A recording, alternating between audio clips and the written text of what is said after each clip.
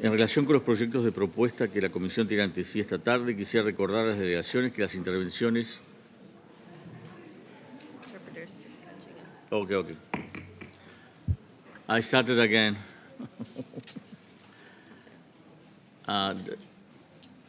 Declaro abierta la 24ª sesión de la segunda comisión.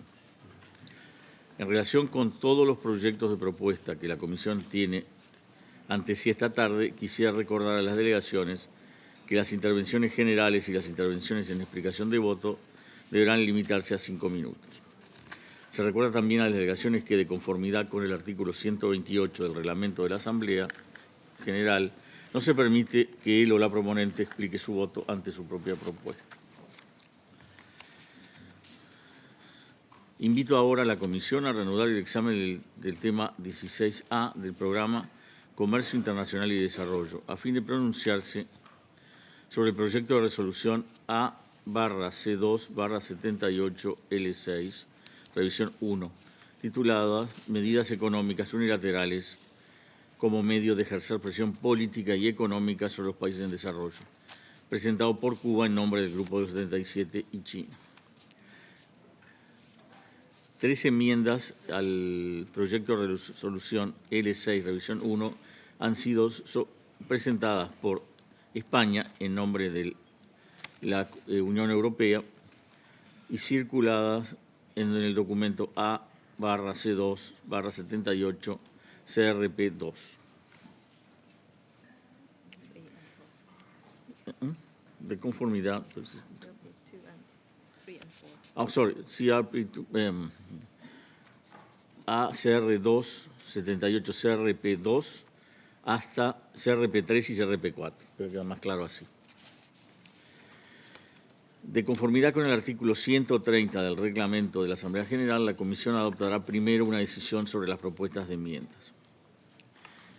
¿Alguna delegación desea formular una declaración general o explicar su voto antes de la votación en relación con las propuestas de enmienda que figuran en los documentos CRP2, CRP3 o CRP4?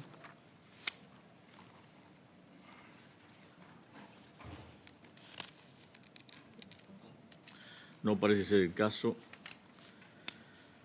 En ese sentido, como en primer lugar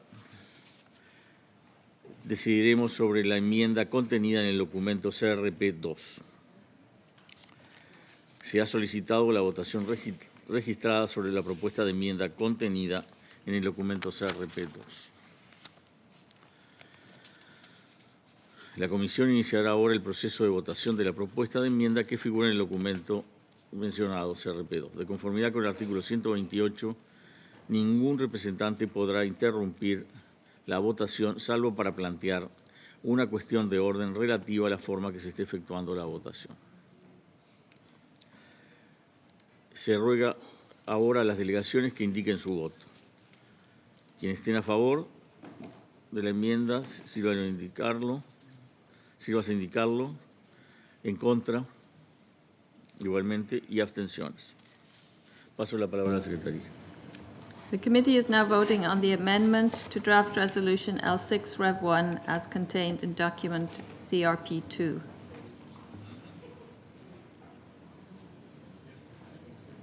Will all delegations confirm that their votes are correctly reflected on the screen? I have to. The voting has been completed. Please lock the voting machine.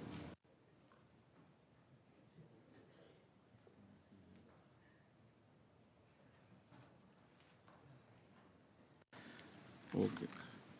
El resultado de la votación es el siguiente. Votos a favor, 48.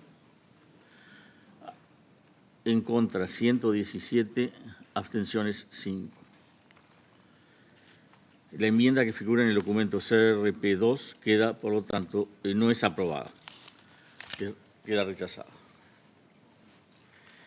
Ahora tomaremos el voto sobre la enmienda contenida en el documento ACR/78 CRP3.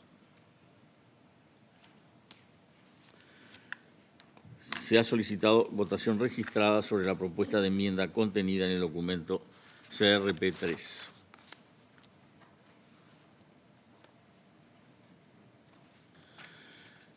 La comisión iniciará ahora el proceso de votación de la propuesta de enmienda que figura en este documento, en el documento mencionado, CRP3. De conformidad con el artículo 28, ningún representante podrá interrumpir la votación salvo para plantear una cuestión de orden relativa a la forma en que se esté efectuando la votación. Se ruega a las delegaciones que indiquen su voto. Que quienes estén a favor de la enmienda sírvanse a indicarlo. Aquellas delegaciones que estén en contra, también, por favor. Y abstenciones.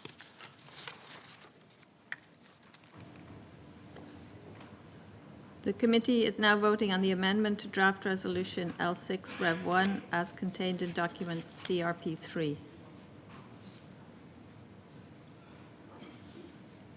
Will all delegations confirm that their votes are correctly reflected on the screen?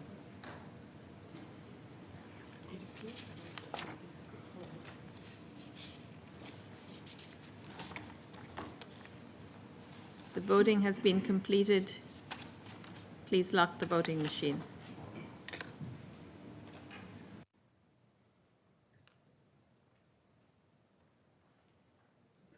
El resultado de la votación es el siguiente. Votos a favor, 48. Votos en contra, 120. Abstenciones, 3. La enmienda que figura en el documento CRP3 queda, por lo tanto, no es aprobada, queda rechazada.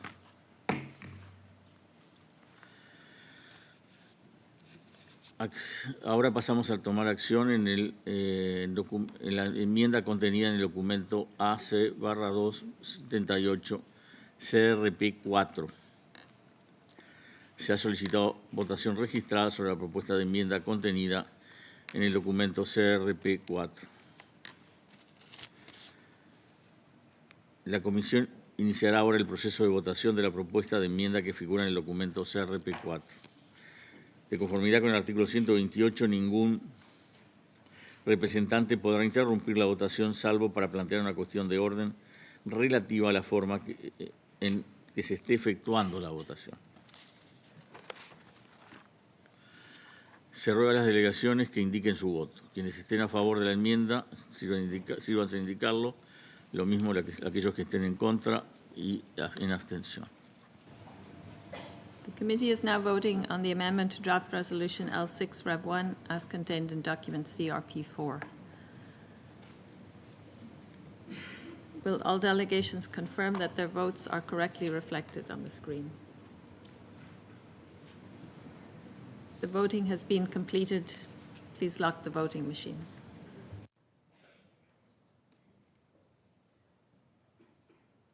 El resultado de la votación es el siguiente. Votos a favor, 38. Votos en contra, 120. Y abstenciones, 3.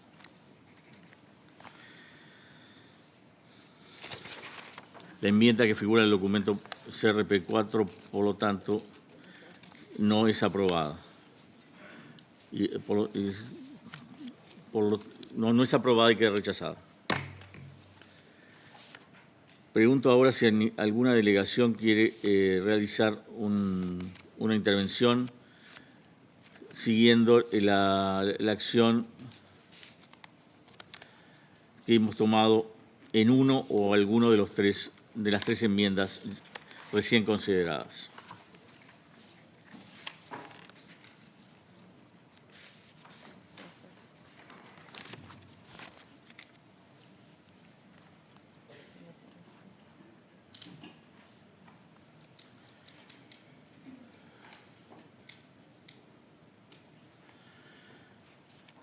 Tengo, por el momento, 3 delegaciones que han solicitado la palabra. En primer lugar, la delegación de Singapur.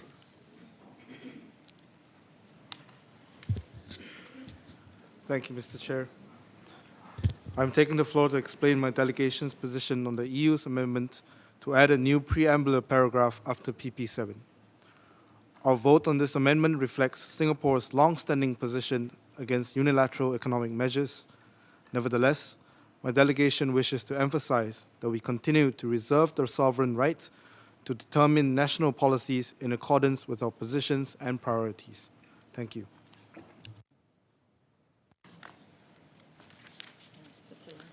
Muchas gracias a la delegación de Singapur por su explicación. Doy la palabra ahora a la delegación de Suiza. Monsieur le Président, la Suisse souhaite clarifier sa position concernant l'amendement CRP 4. Nous regrettons vivement l'inclusion à l'OP 7 de la présente résolution d'un nouveau mandat attribué au système de coordinateurs résidents en lien avec le suivi de l'impact des mesures économiques unilatérales comme moyen de coercition politique et économique à l'encontre de pays en développement. La Suisse est d'avis qu'un tel suivi ne devrait en aucun cas faire partie du mandat du système des coordinateurs résidents et des équipes de pays des Nations Unies. Cela ne devrait pas devenir une mission en tant que telle du coordinateur résident des Nations Unies dans un pays donné. La Suisse n'est donc pas favorable à ce qu'un tel nouveau mandat soit donné au système de coordinateurs résidents. Je vous remercie. Señor representante de Suiza por su intervención. Y ahora doy la palabra a la delegación de Guinea Ecuatorial. Tiene usted la palabra. Muchas gracias, señor presidente.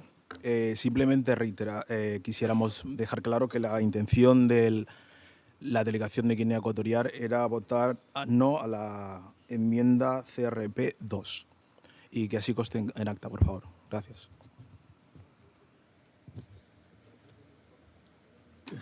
Constará en actas.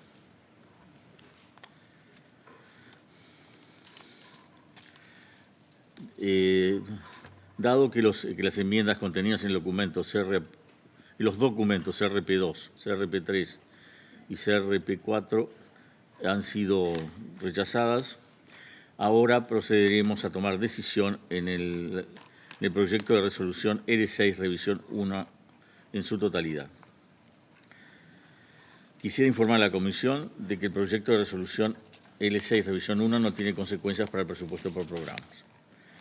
¿Alguna otra delegación que no sea miembro del Grupo de los 77 desea copatrocinar el proyecto de resolución L6 Revisión 1? Les pido que lo señalen pulsando el botón de su micrófono. No parece haber ninguna.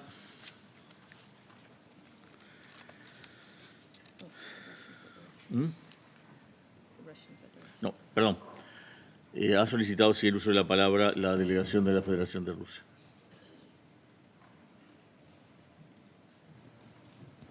Господин председатель, наша делегация лишь реагировала на ваш запрос о желании войти в соавторы данной резолюции. Спасибо.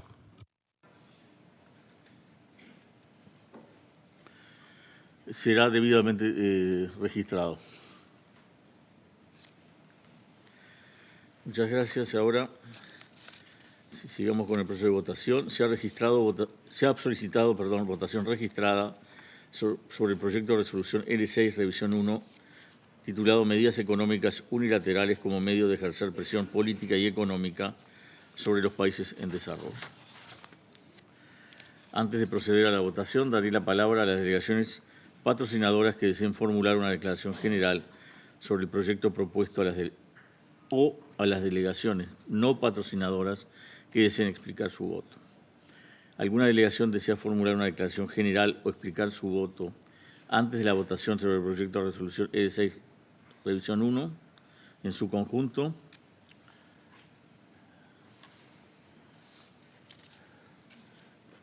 Doy la palabra en primer lugar al representante de la República Árabe Siria.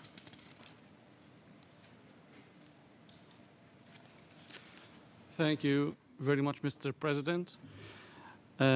If you could tell us who are the delegates who asked for vote on this resolution, I'll be thankful.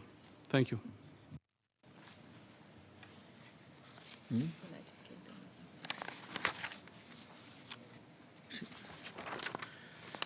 Sí, a efectos informativos le puedo confirmar que la votación ha sido solicitada por el Reino Unido.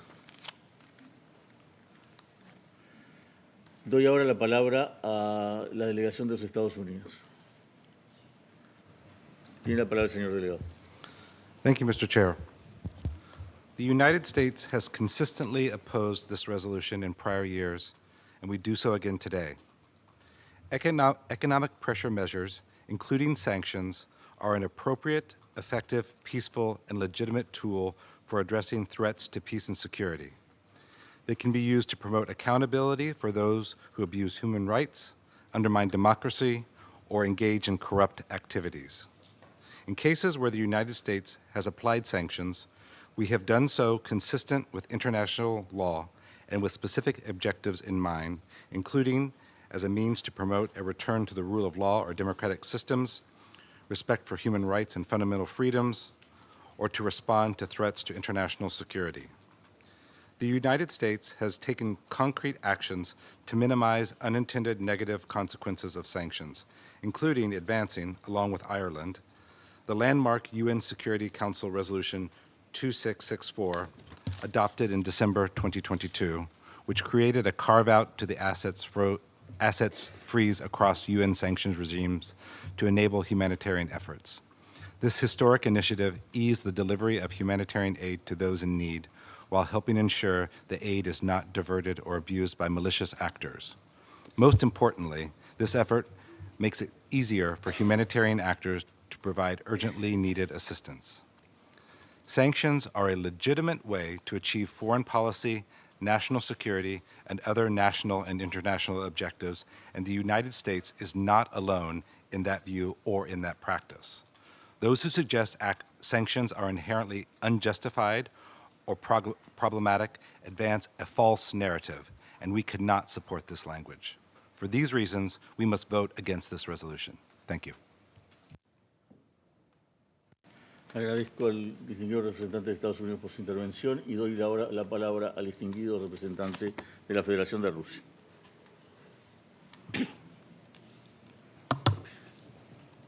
Уважаемый господин председатель, как мы понимаем, нам не будет предоставлено слово после принятия резолюции как соавторам, поэтому хотел бы выступить до принятия резолюции. Хотели бы подчеркнуть, что мы принимали активное участие в консультациях по данной резолюции и поддерживаем ее принятие Вторым комитетом, если оно состоится. Мы также признательны делегациям, в частности, делегации Европейского Союза, за откровенные и честные дискуссии. В этом году группа 77 представила новые предложения, которые не только являются адекватной мерой реагирования на расширение порочной практики незаконных рестрикций, но и соответствуют уровню наших общих амбиций в этом году, а также вызовов, с которыми страны-члены сталкиваются при реализации повестки 2030. Резолюции Генеральной Ассамблеи ООН, создающие мандаты для системы развития, это лучшее средство для выработки коллективных шагов по имплементации итогового документа саммита по целям устойчивого развития. В этом документе мы все согласились не оставить никого позади. К сожалению, в ходе переговоров нам вновь было заявлено, что в новом устойчивом мире нет места нескольким десяткам государств из разных регионов, в которых проживают сотни миллионов простых людей. Они ничем не провинились и имеют те же базовые универсальные права, что и граждане стран-доноров. Однако они десятилетиями подвергаются коллективному наказанию со стороны государств, вводящих односторонние санкции, просто потому, что выбрали другой путь развития и осмелились самостоятельно определять внешнеполитический курс. Такого не прощается порядком, основанным на правилах. Этот порядок не замечает жертв санкционной политики. Ведь со слов уважаемой делегации нет никаких доказательств, что санкции ограничивают развитие и влияют на благосостояние народов. Этот порядок не признает международного права. Мы слышали, что односторонние принудительные санкции якобы не противоречат уставу ООН, который прямо предусматривает исключительный мандат Совета Безопасности. Мы не удивлены, санкции как раз и представляют собой те самые правила, на которых основан этот порядок. И все же следует помнить об этом, когда та или иная страна заявляет, что она поддерживает порядок, основанный не на международном праве, а на так называемых правилах. Эти правила создавались определенными странами и для обслуживания интересов этих стран. Однажды они могут быть использованы против любой страны в виде односторонних санкций, принося с собой страдания, болезни, деградацию и нередко конфликт. Россия со своей стороны продолжит придерживаться положений резолюций. Рассчитываем, что однажды здоровые силы в странах, вводящих санкции, осознают бесперспективность санкционных мер и примут шаги по их снятию.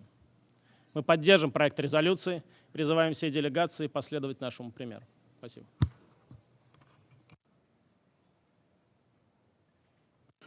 Agradezco al distinguido delegado de la representación de Rusia por su intervención. Doy ahora la palabra a la distinguida delegada de la República Bolivariana de Venezuela.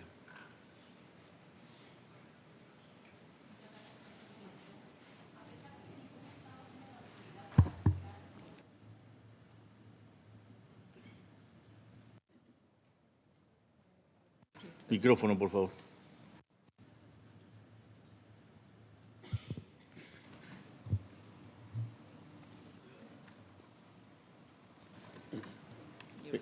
Venezuela tiene la palabra, por favor. No tenía micrófono. Muchas gracias, señor presidente. A pesar de que ningún Estado tiene la autoridad para aplicar o fomentar el uso de las medidas coercitivas unilaterales de índole económica, política, financiera, diplomática o de cualquier otro tipo para coaccionar a otro Estado, a fin de lograr de que éste subordine el ejercicio de sus derechos soberanos, la realidad es que existe un grupo de Estados, miembros de esta organización, que ha venido imponiendo de manera creciente, sistemática, arbitraria, ilegal e impune este tipo de medidas que tienen implicaciones extraterritoriales.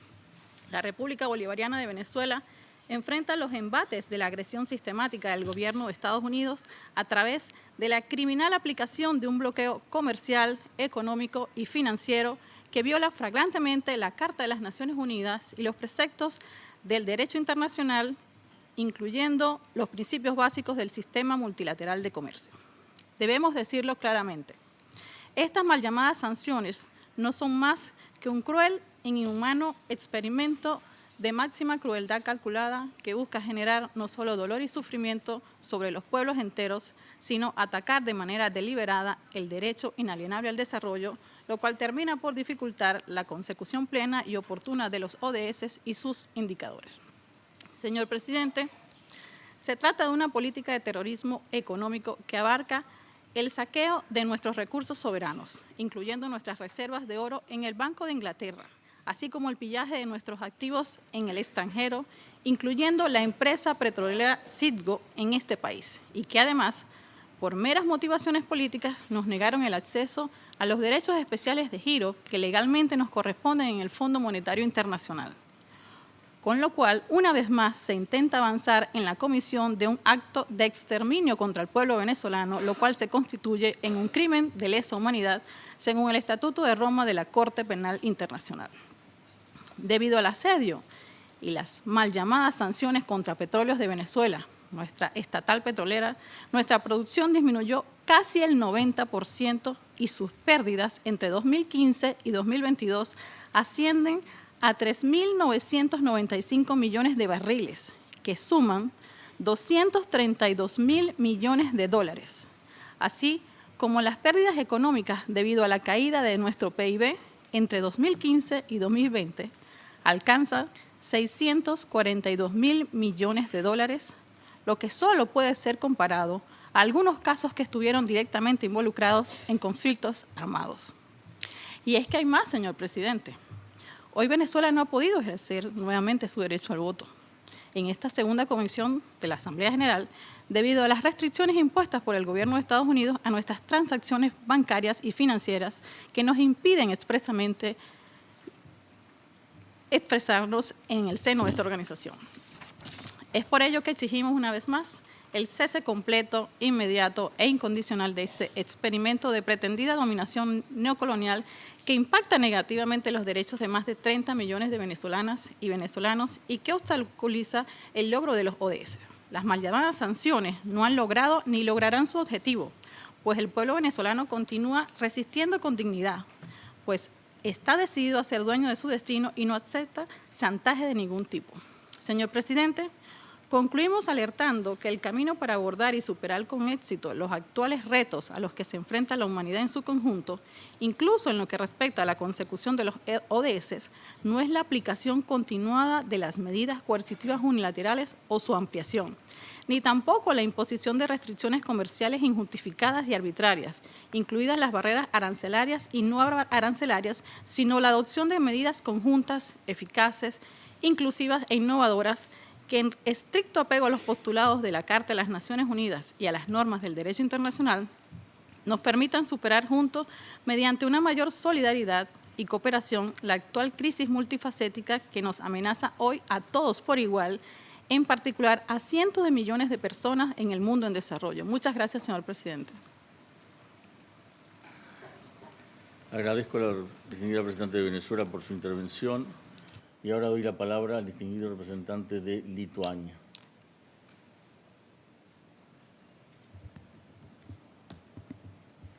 Thank you, Mr. Chair. This resolution has been problematic for Lithuania. However, the text of this year's resolution contains elements that made it impossible for Lithuania to accept. Important to note that the geopolitical situation has changed from 2021, when it was last adopted, this particular resolution, and when Lithuania abstained. As specifically, more sanctions were imposed, in particular on Russia, because of its illegal war of aggression against Ukraine.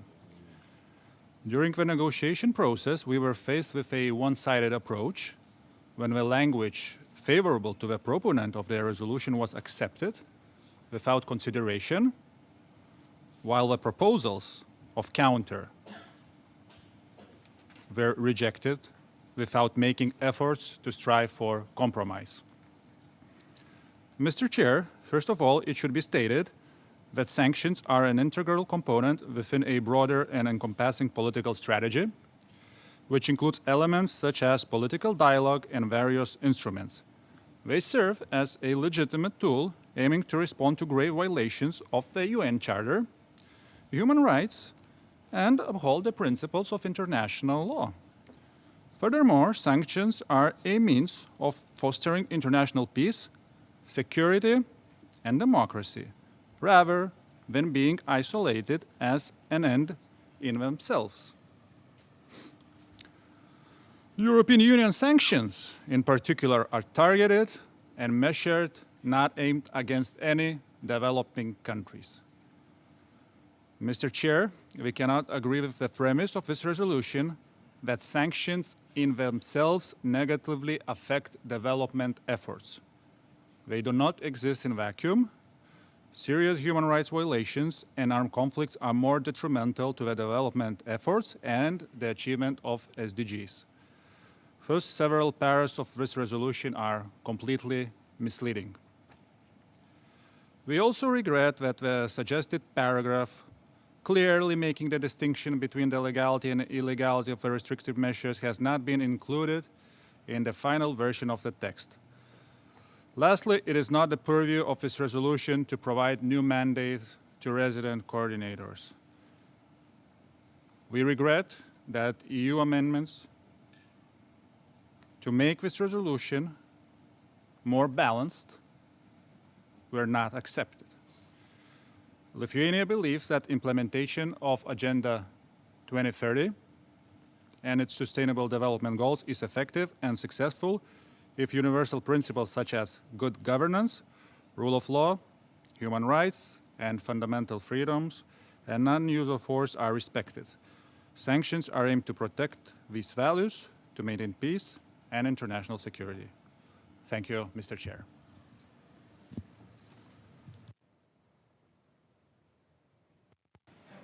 Agradezco al distinguido representante de Lituania por su intervención y doy ahora la palabra al distinguido representante del Reino Unido. Mr. Chair, ahead of the vote on this resolution,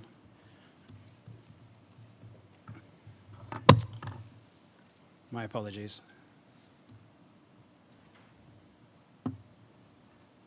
Ahead of the vote on this resolution, the UK would like to make the following clarifying points.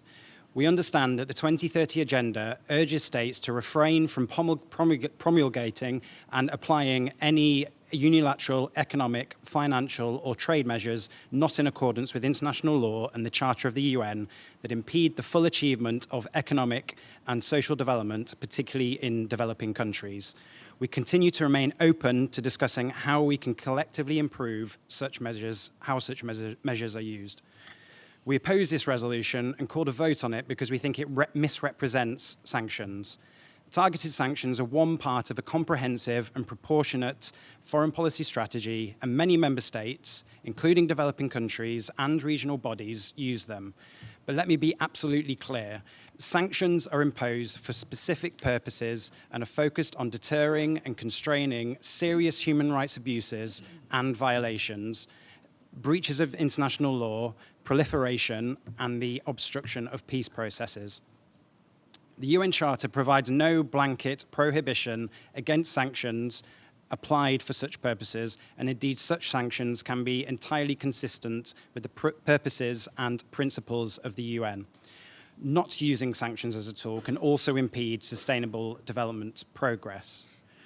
For our part, UK autonomous sanctions provide for a range of exceptions and licensing grounds where appropriate and necessary, including medicine, food, and to support humanitarian assistance.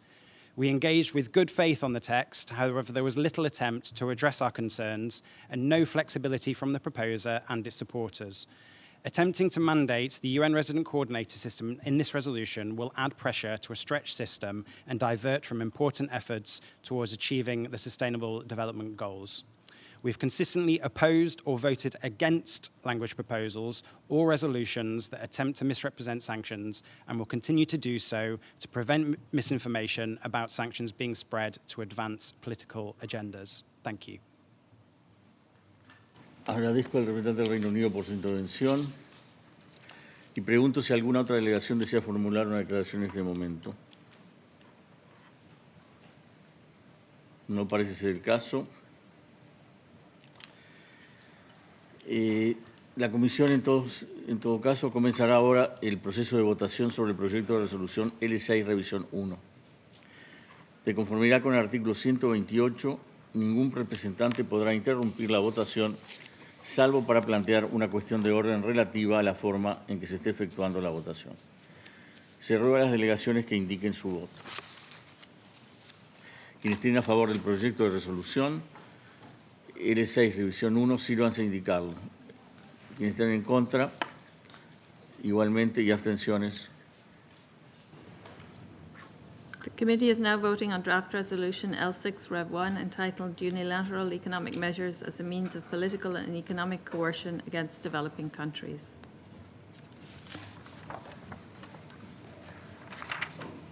Will all delegations confirm that their votes are correctly reflected on the screen?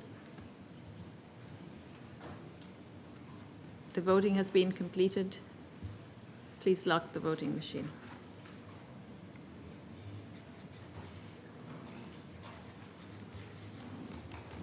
El resultado de la votación es el siguiente. Votos a favor, 130. Votos en contra, 8. Abstenciones, 40. Sorry. Vuelvo a leer. Votos en favor de la resolución son 132. Votos en contra, 8 y abstenciones, 43.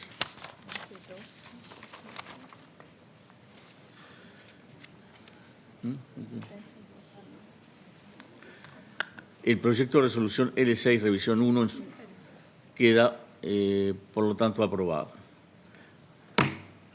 ¿Alguna delegación desea explicar su voto o formular una declaración general después de la votación sobre el proyecto de resolución?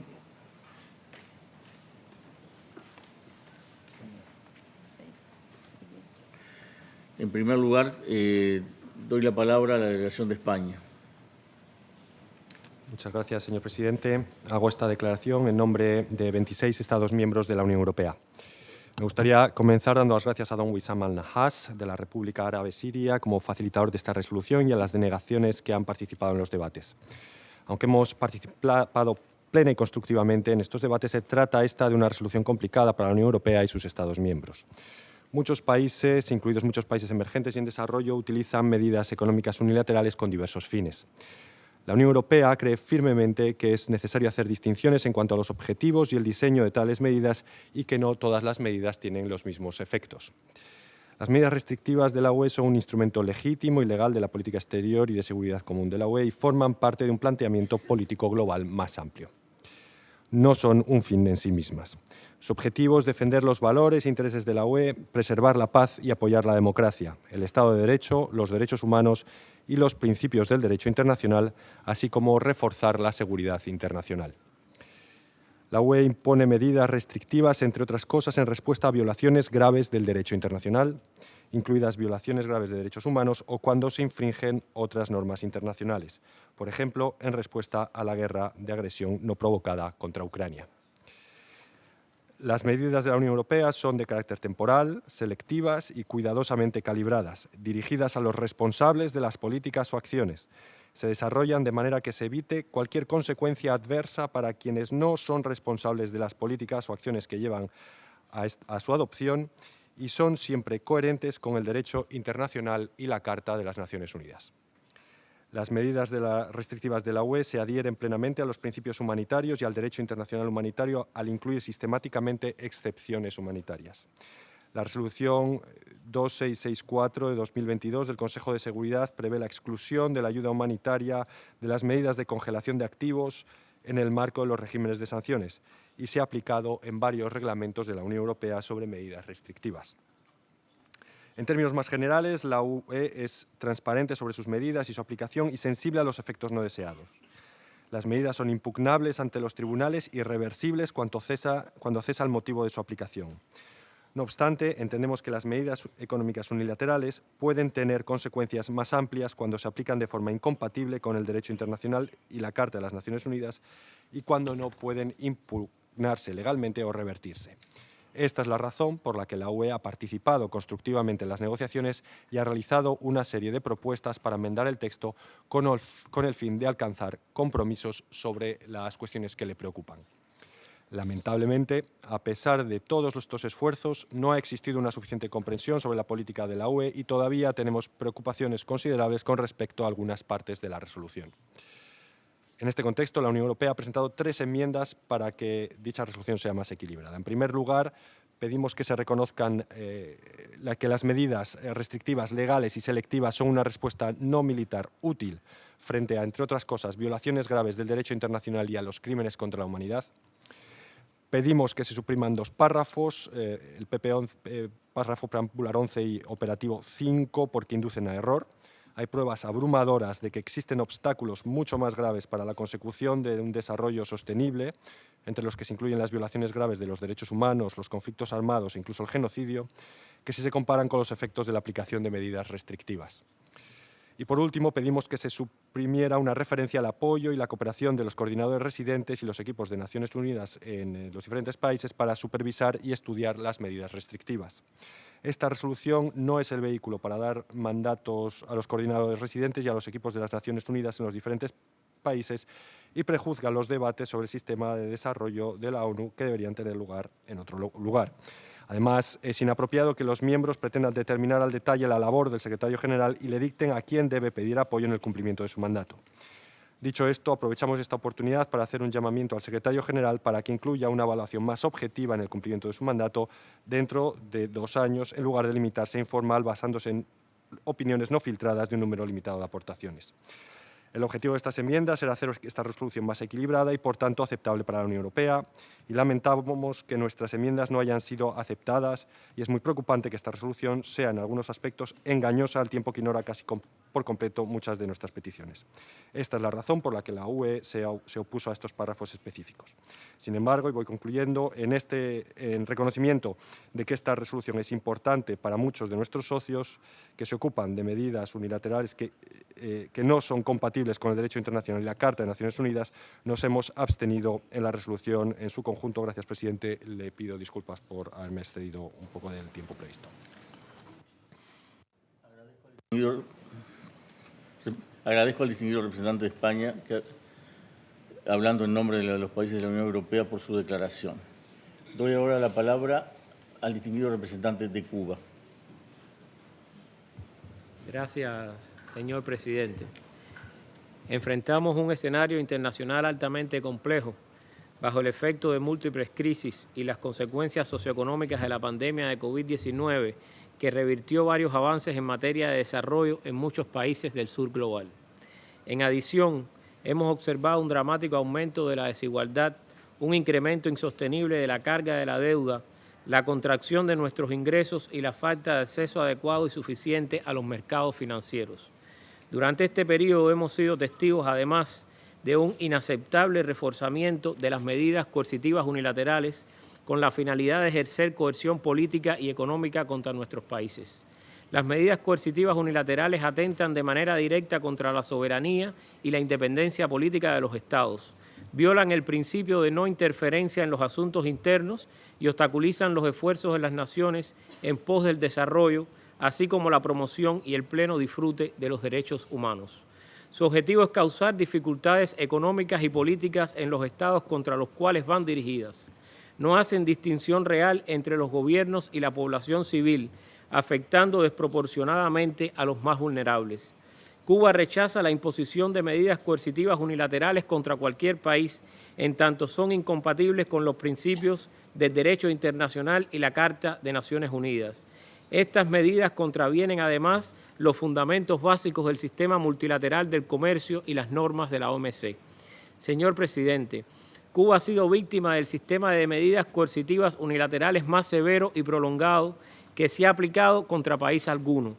Solo del 1 de marzo de 2022 hasta el 28 de febrero de 2023, el bloqueo causó daños y perjuicios a Cuba, estimado en el orden de 4.867 millones de dólares.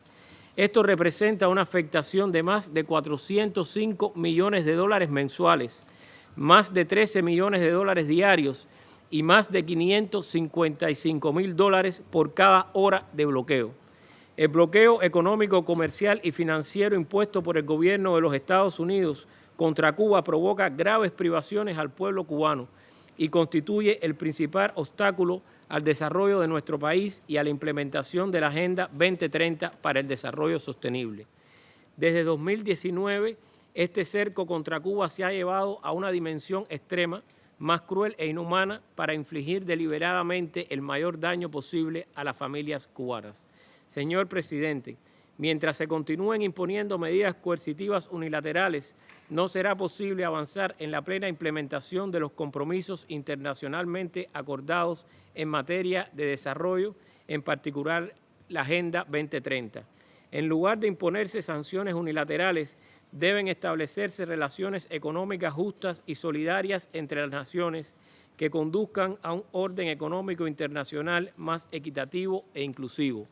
Señor presidente, nuevamente la delegación de los Estados Unidos se ha opuesto a esta resolución, dejando claro su desprecio a un reclamo de los países en desarrollo de sostener relaciones económicas exentas de coerciones y condicionamientos.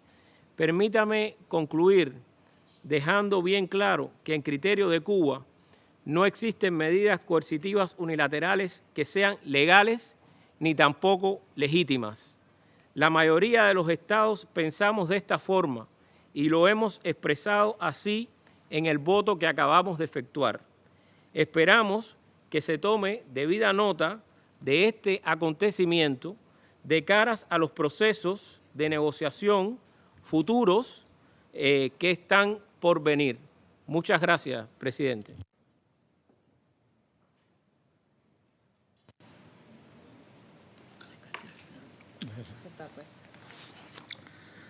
Ok. Muchas gracias al delegado de Cuba por su intervención y doy ahora la palabra al distinguido delegado de Zimbabue.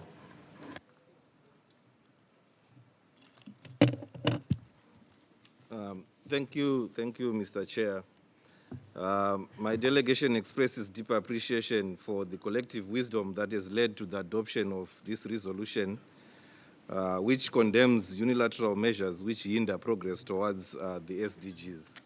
Zimbabwe reiterates that these unilateral extraterritorial economic measures have a negative impact on targeted countries and their populations and are contrary to the principles enshrined in the Charter of the United Nations. In the past, this committee has adopted these similar resolutions opposing such measures. The promulgation of such legislation infringes on the sovereignty of other member states and is a clear violation of international law. In a world that desperately needs peace and security, UCMs must be rejected and substituted with dialogue between member states to resolve their differences. Instead, these coercive measures have an adverse impact on the development of trade and technology, for instance, and undermines the development of targeted countries. They also inflict grave and irreparable damage to the economies of targeted countries, causing such suffering to ordinary people of those countries. They also hinder and impede the enjoyment of all other human rights of the generality of the people in targeted countries, including the right to development, the right to health, education, to food, to clean water and sanitation. For Zimbabwe, the imposition of unilateral economic measures has continued to be a hurdle on our journey towards achieving the SDGs. The measures are not only impeding our national development, but are also undermining the collective efforts of the Southern Africa Development Community, SADC, and the international community as a whole in realizing a more equitable and sustainable world. Zimbabwe is committed to upholding the principles of fairness, cooperation, and mutual respect among countries. The resolution we have collectively endorsed today reflects our shared responsibility to rectifying the imbalances caused by unilateral actions that disproportionately affect the most vulnerable among us. As we move forward, let us embrace a spirit of solidarity and collaboration. Together we can create an inclusive global landscape where every country, regardless of its size or economic strength, has the potential to contribute meaningfully to the pursuit of the SDGs. In conclusion, Zimbabwe calls for sustained dialogue and cooperation, echoing the sentiments embedded in this resolution. I thank you, Chair. Señor representante de Zimbabue, por su intervención, y ahora doy la palabra al distinguido representante de Belarus.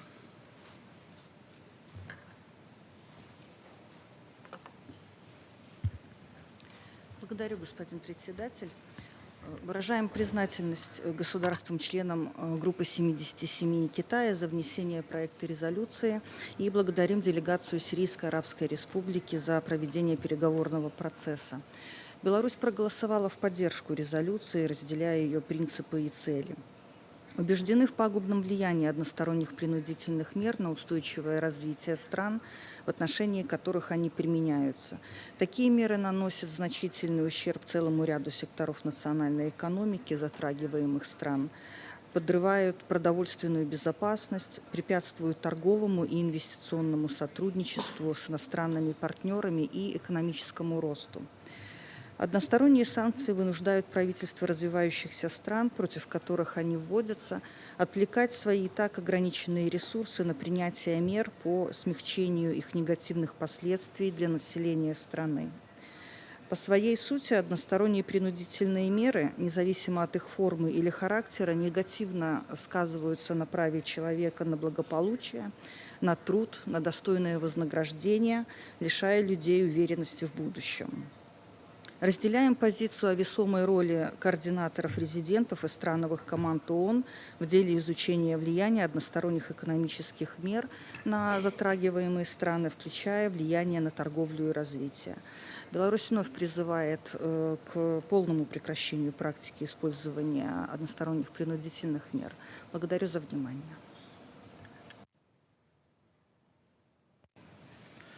Le doy las gracias a la representante de Belarus por su intervención y ahora le doy la palabra al representante de la República Árabe Siria. شكرا سيد الرئيس. بداية يرحب وفد بلادي باعتماد القرار المعنون الإجراءات القسرية الانفرادية بوصفها وسيلة للقصر السياسي والاقتصادي ضد البلدان النامية. يسلط هذا القرار المقدم في اللجنة مرة كل عامين الضوء على الآثار الكارثية للإجراءات القسرية الأحادية أو الانفرادية التي تفرضها مجموعة من الدول الغربية وعلى رأسها الولايات المتحدة أو الاتحاد الأوروبي ضد الدول النامية بهدف القصر السياسي والاقتصادي. والقصر السياسي والاقتصادي نعني محاولة الدفع نحو تغيير السياسة الخارجية والاقتصادية لعدد من الدول النامية بما يتوائم وتوجهات هذه الدول. يلحظ الأمين العام في تقريره الأخير زيادة كبيرة في فرض هذه الإجراءات والتي ازدادت بالضعف منذ عامي 2021-2023. لقد فاقمت هذه الإجراءات اللا شرعية واللا إنسانية واللا قانونية المفروض على مختلف القطاعات في سوريا معاناة السوريين جميعهم وخاصة الفئات الأكثر هشاشة. فقد أشار الأمين العام في تقريره المذكور أن كان هناك أثر مباشر على مشتريات ومدفوعات الأمم المتحدة وبالتالي على سير المساعدات الإنسانية في سوريا، وإجراءات شملت قطاعات الصحة العامة، القطاع المصرفي، قطاع النقل الجوي، معدات الطيران المدني السوري، قطاع الطاقة، النفط ومشتقاته، محطات الكهرباء، تزويد مياه الشرب، الري، تنقية المياه، إصلاح وتحسين نظم الصرف الصحي، وحتى القطاع الزراعي حيث منعنا من استيراد الأسمدة الضرورية للقطاع الزراعي في سوريا. من هذا المنبر نكرر مطالباتنا بالرفع الكامل والفوري وغير المشروط لجميع هذه الإجراءات القسرية التي ترقى إلى أن تكون جريمة من جرائم ضد الإنسانية.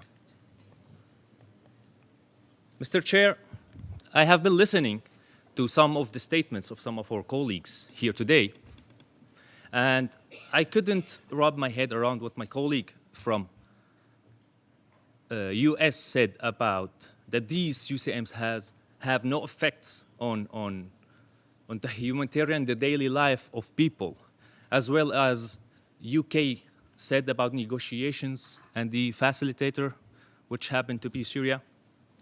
We believe that the language they have proposed in this resolution was reflected on screen just now. Over 115 countries, I believe, voted against.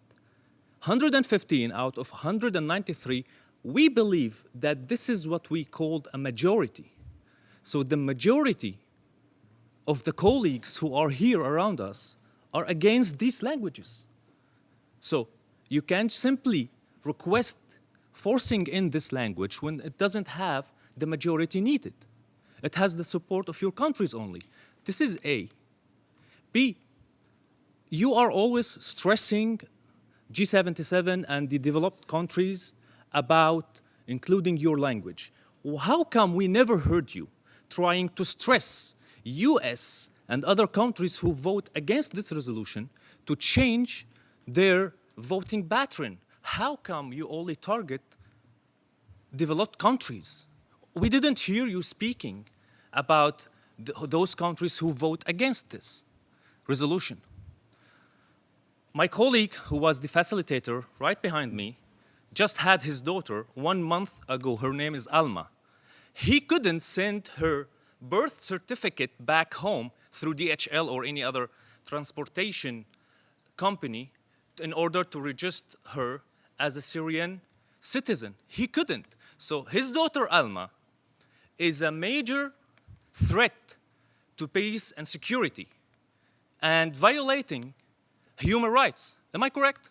This is the case. I believe, colleagues, that we always hear about hypocrisy, but today we have witnessed hypocrisy. And that's what we heard from the colleagues from US, UK, Lithuania, and other colleagues as well.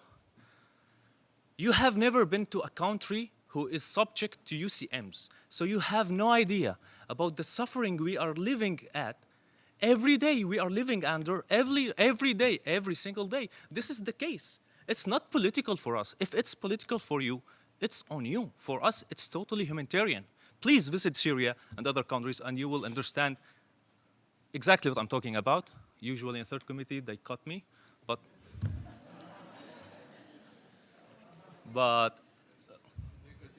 I can continue. So please please, you can visit the countries and you can see the effect, the devastating effect, the impact of those GCMs. Like, all of our families are living without electricity now. No oil, no gas. We have to go to black market in order to buy those. Why? Because of UCMs. And again, if you say that UCMs are not targeting the humanitarian assistance or the humanitarian field, how come you come up with some what do we say? I lost it. Yeah, exceptions. Thank you. How come you come up with exceptions, humanitarian exceptions? If there's no effect, there's no need for exceptions. But by just promoting this idea, it means that you deep down understand and know that, yes, there's a major impact and effect towards the life of regular people just like us. I thank you, Mr. Chair. Gracias por su intervención. No quise interrumpirlo, pero le ruego a todas las delegaciones que por favor tratemos de ajustarnos a las intervenciones, ajustar sus intervenciones al tiempo que hemos previamente acordado. ¿Tiene ahora la palabra? Perdón. ¿Hay alguna otra delegación que quiera hacer uso de la palabra en estos momentos? Estados Unidos, por favor. Thank you, Mr. Chair. We regret that another member state has decided to use a multilateral forum to spread disinformation. The United States wishes to exercise its right of reply to call out Syria's statement on international sanctions. The Assad regime continues to conduct a disinformation campaign with Russian support that aims to take advantage of Syria's dire humanitarian situation as a means to skirt sanctions that are implemented in response to the regime's continued war against its own people. Our sanctions are an important tool to press for accountability from the Assad regime, notably with respect to its appalling record of human rights violations and abuses inflicted upon Syrians. Our commitment to promoting accountability for those responsible for atrocities in Syria and justice for the victims is unwavering. Without accountability, the Syrian people will never experience a stable, just, and enduring peace. U.S. sanctions against the Syrian regime do not target the provision of humanitarian goods, including medicine, medical supplies, and food to Syria. Our Syria sanctions program provides authorizations, exemptions, and general licenses for humanitarian aid and medical supplies to reach the Syrian people, including for U.S.-funded humanitarian aid to regime-held areas. The Assad regime is the one obstructing the access of humanitarian aid to Syrians in need. In 2021, the United States expanded long-standing humanitarian exemptions, exceptions, and authorizations for Syria to cover additional COVID-19-related transactions and activities.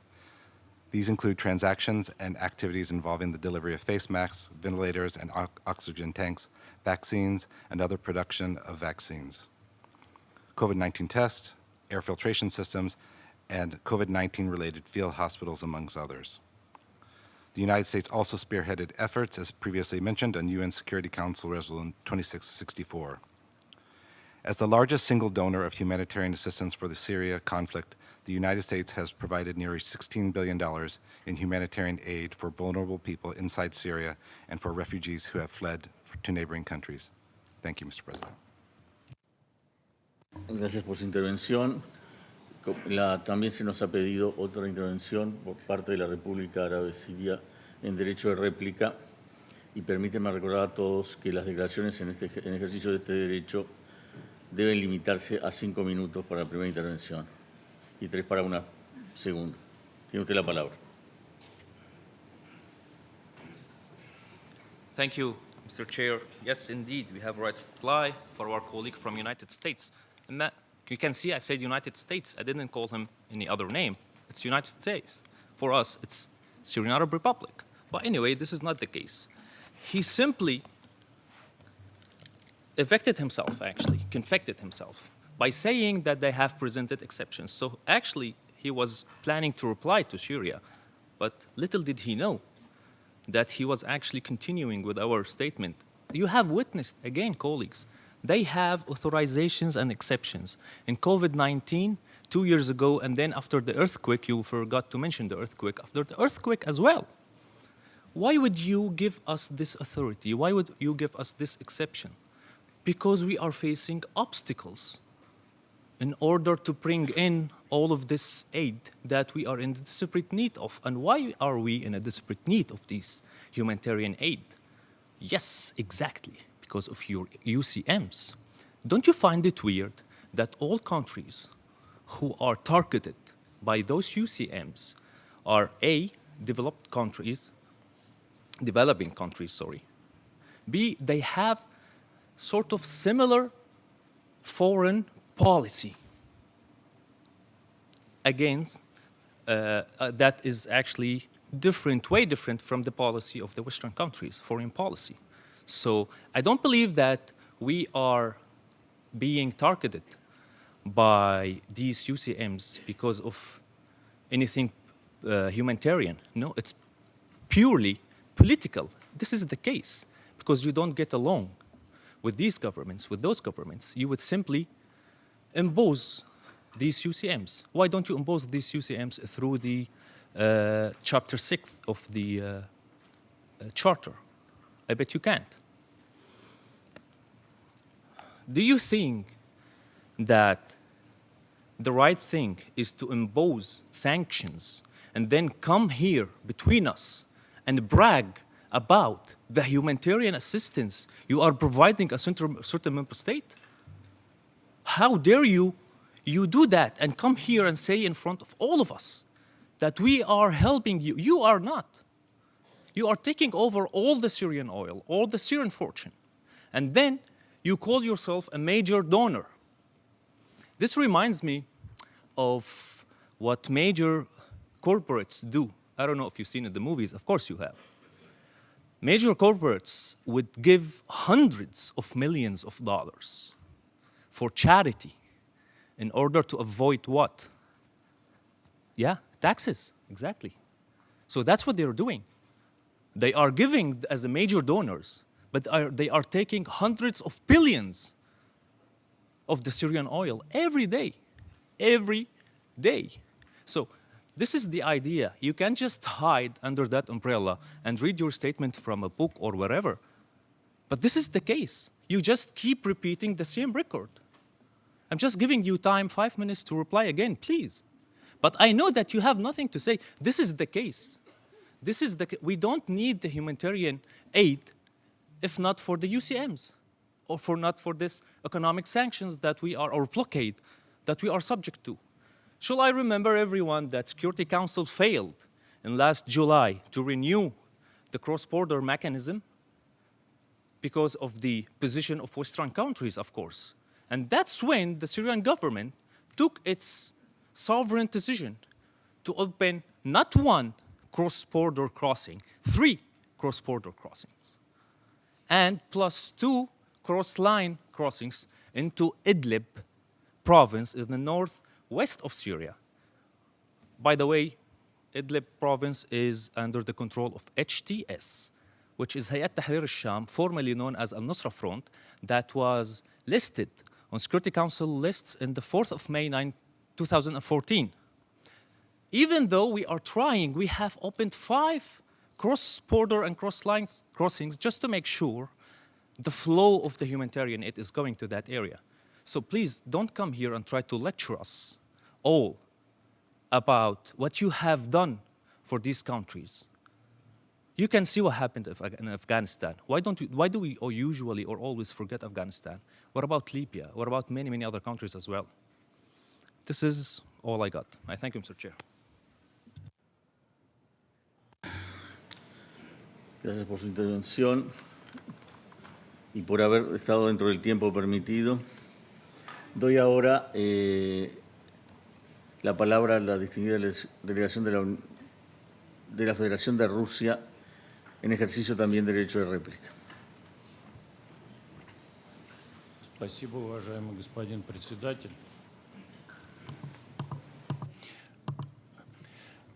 Моя делегация была обвинена в распространении дезинформации. Я хотел бы воспользоваться правом на ответ. Во-первых, вчера в Совете Безопасности состоялось еще одно обсуждение связки вопросов мира и развития.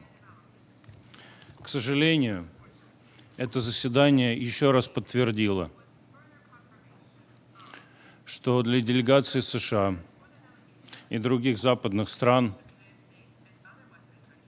правочеловеческая повестка является предметом манипулирования в духе порядка, основанного на правилах, и забывая об интересах развивающихся стран в сфере развития.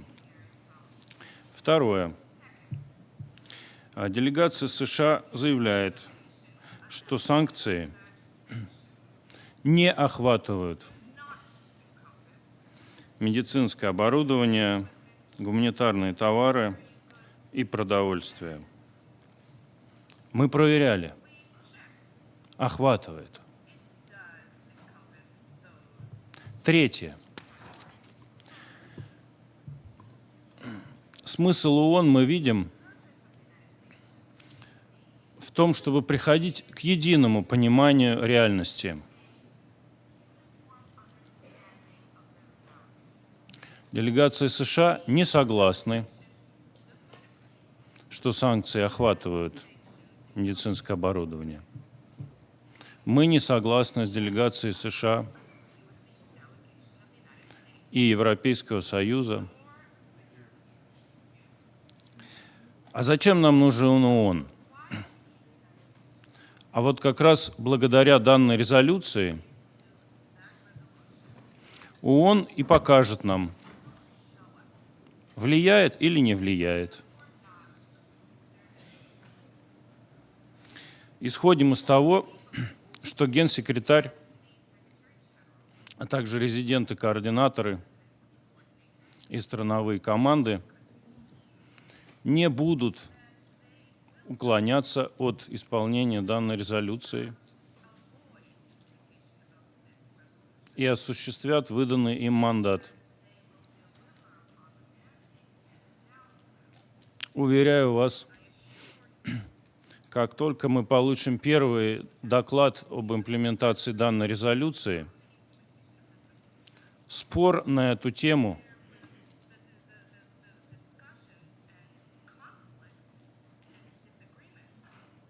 влияет или не влияет,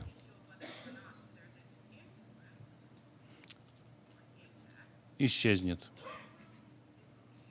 Благодарю за внимание.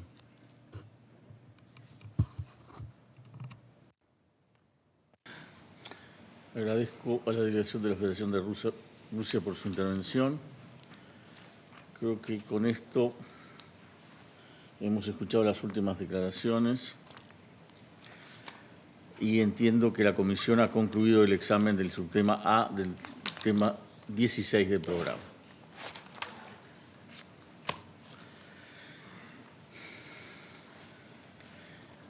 Invito ahora a la Comisión a reanudar el examen del tema 18 del programa Desarrollo Sostenible. Y en primer lugar, voy a examinar el proyecto de resolución A/C2/78 L28, revisión 1, titulado Lograr la igualdad de género y empoderar a todas las mujeres y las niñas para alcanzar todos los objetivos del desarrollo sostenible, presentado por México.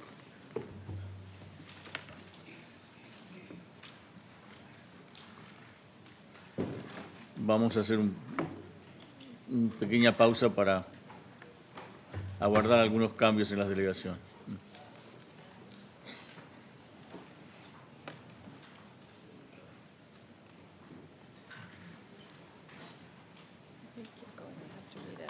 Okay. Como decía, invitamos a la Comisión a examinar el proyecto de resolución L28 Revisión 1, que que ha sido presentado por México en nombre de los patrocinadores enumerados en el documento. Deseo dar las gracias a la facilitadora del proyecto de resolución, la señora Silvia Paola Mendoza Elguea de México, y a todas las delegaciones por su participación en las negociaciones.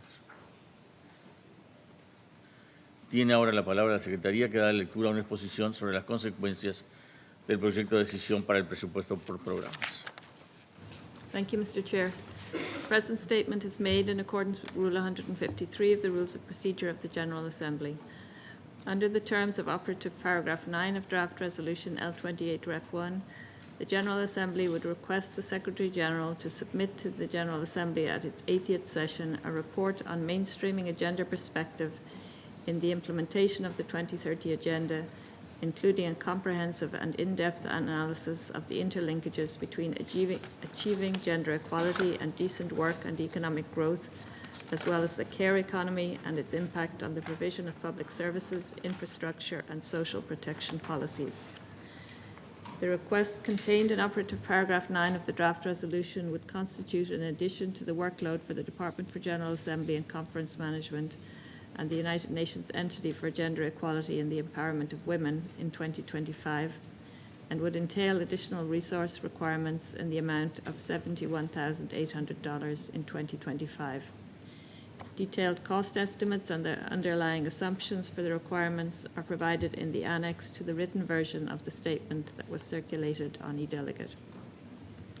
Accordingly, should the General Assembly adopt draft resolution L28 Rev 1, additional resource requirements estimated in the amount of $43,200 under Section 2, General Assembly and Economic and Social Council Affairs and Conference Management, and $28,600 for consultants to conduct the research and data analysis, expert drafting of the report, editing, and design of a version to be published online under Section 17, UN Women, would be included in the proposed program budget for 2025 for the consideration of the General Assembly at its 79th session.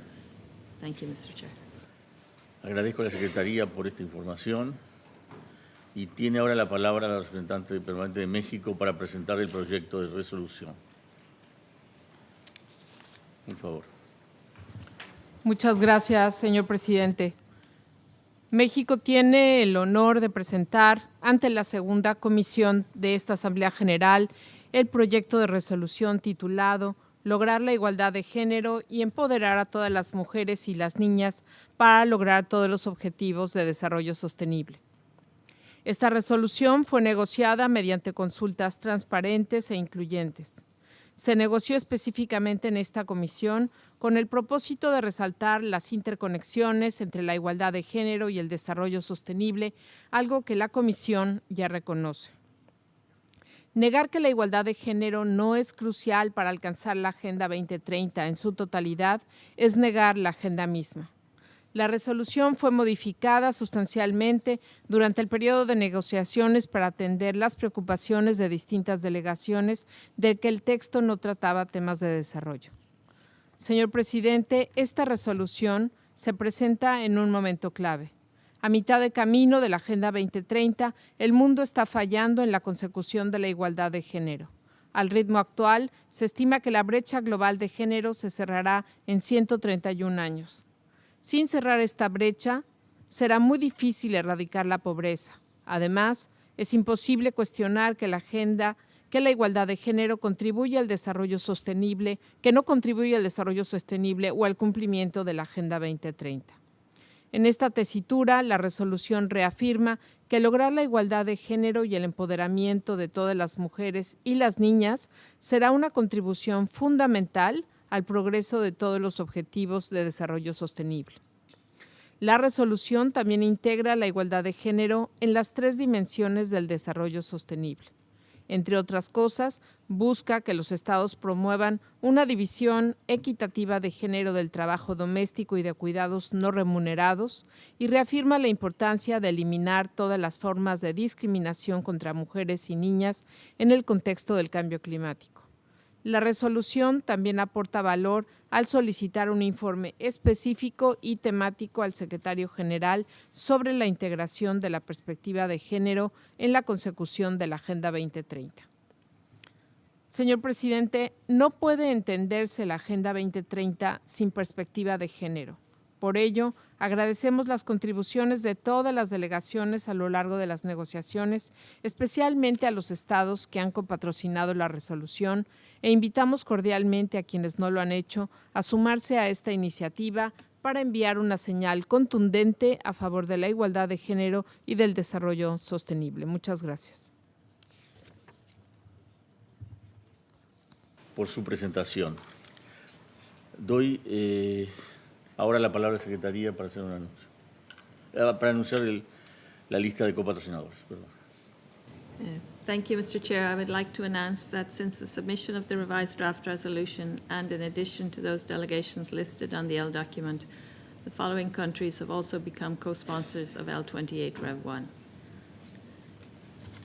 Afghanistan, Andorra, Argentina, Armenia, Australia, Austria, Barbados, Belgium, Bosnia and Herzegovina, Bulgaria, Cabo Verde, Canada, Chile, Colombia, Costa Rica, Croatia, Cyprus, Czechia, Denmark, Dominican Republic, El Salvador, Estonia, Fiji, Finland, France, Greece, Honduras, Hungary, Iceland, Ireland, Israel, Italy, Latvia, Liechtenstein, Luxembourg, Malta, Monaco, Namibia, Netherlands, New Zealand, Norway, Palau, Panama, Poland, Portugal, Republic of Korea, Republic of Moldova, Romania, Slovakia, Slovenia, Spain, Sweden,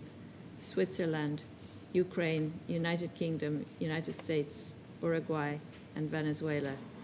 If any other countries wish to co-sponsor draft resolution L28 Rev 1, please signify by pressing the microphone button.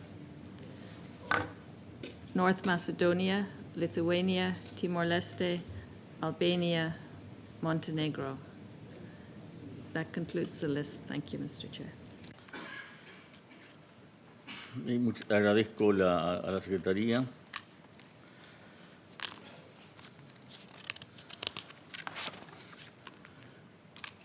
Y informo que una enmienda a la resolución L28, revisión 1, ha sido presentada por Egipto y que ha circulado en el documento ACR2/78-CRP5.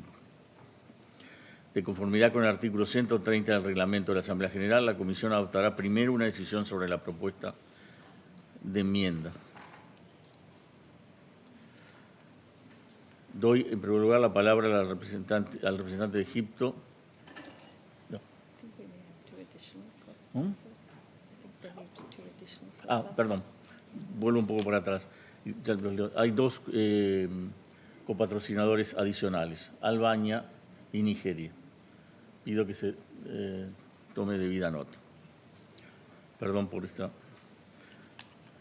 regreso. Como decía, se ha presentado una enmienda a esta resolución, a este proyecto de resolución en el L28 revisión 1 y que ha circulado como AC2/78-CRP5. De conformidad con el artículo 130 del reglamento, la Comisión adoptará primero la decisión sobre la propuesta de enmienda. Doy ahora la palabra al representante de Egipto para que haga la presentación del proyecto de enmienda, recordando que el tiempo límite para la misma es de 2 minutos. Tiene usted la palabra. Thank you very much, Your Excellency. Thank you, Mr. Chairperson, for giving the delegation of Egypt the floor. I will be short. I would highlight that the delegation of Egypt has participated in all the informal consultations on this resolution. We, among other delegations, have expressed and reaffirmed repeatedly throughout the informal consultation that the second committee of the General Assembly is designated to address the economic and financial matters at large. We have repeatedly requested the deletion of OP9 as we believe that the matter should be discussed within the relevant committee. This is to avoid duplication while also observing the mandates of each committee. The amendment proposed by my delegation is an attempt to bridge between different views on this resolution.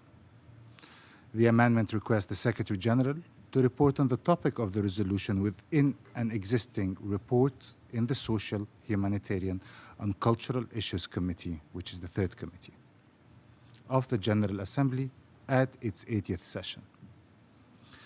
This will allow our colleagues in the relevant committee who have the sufficient and necessary expertise to discuss the issues pertaining to the resolution holistically and comprehensively. I will invite all delegations to support the amendment proposed. Thank you, Mr. Chairperson.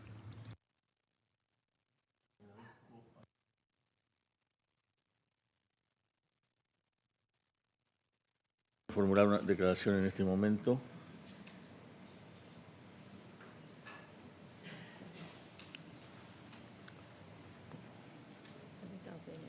En primer lugar, tiene la palabra la delegación de Albania.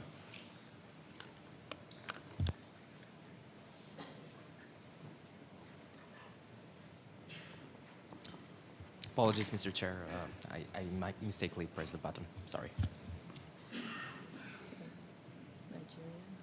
No, perdón. Me disculpo con la delegación de Albania. Tiene la palabra entonces la delegación de Nigeria.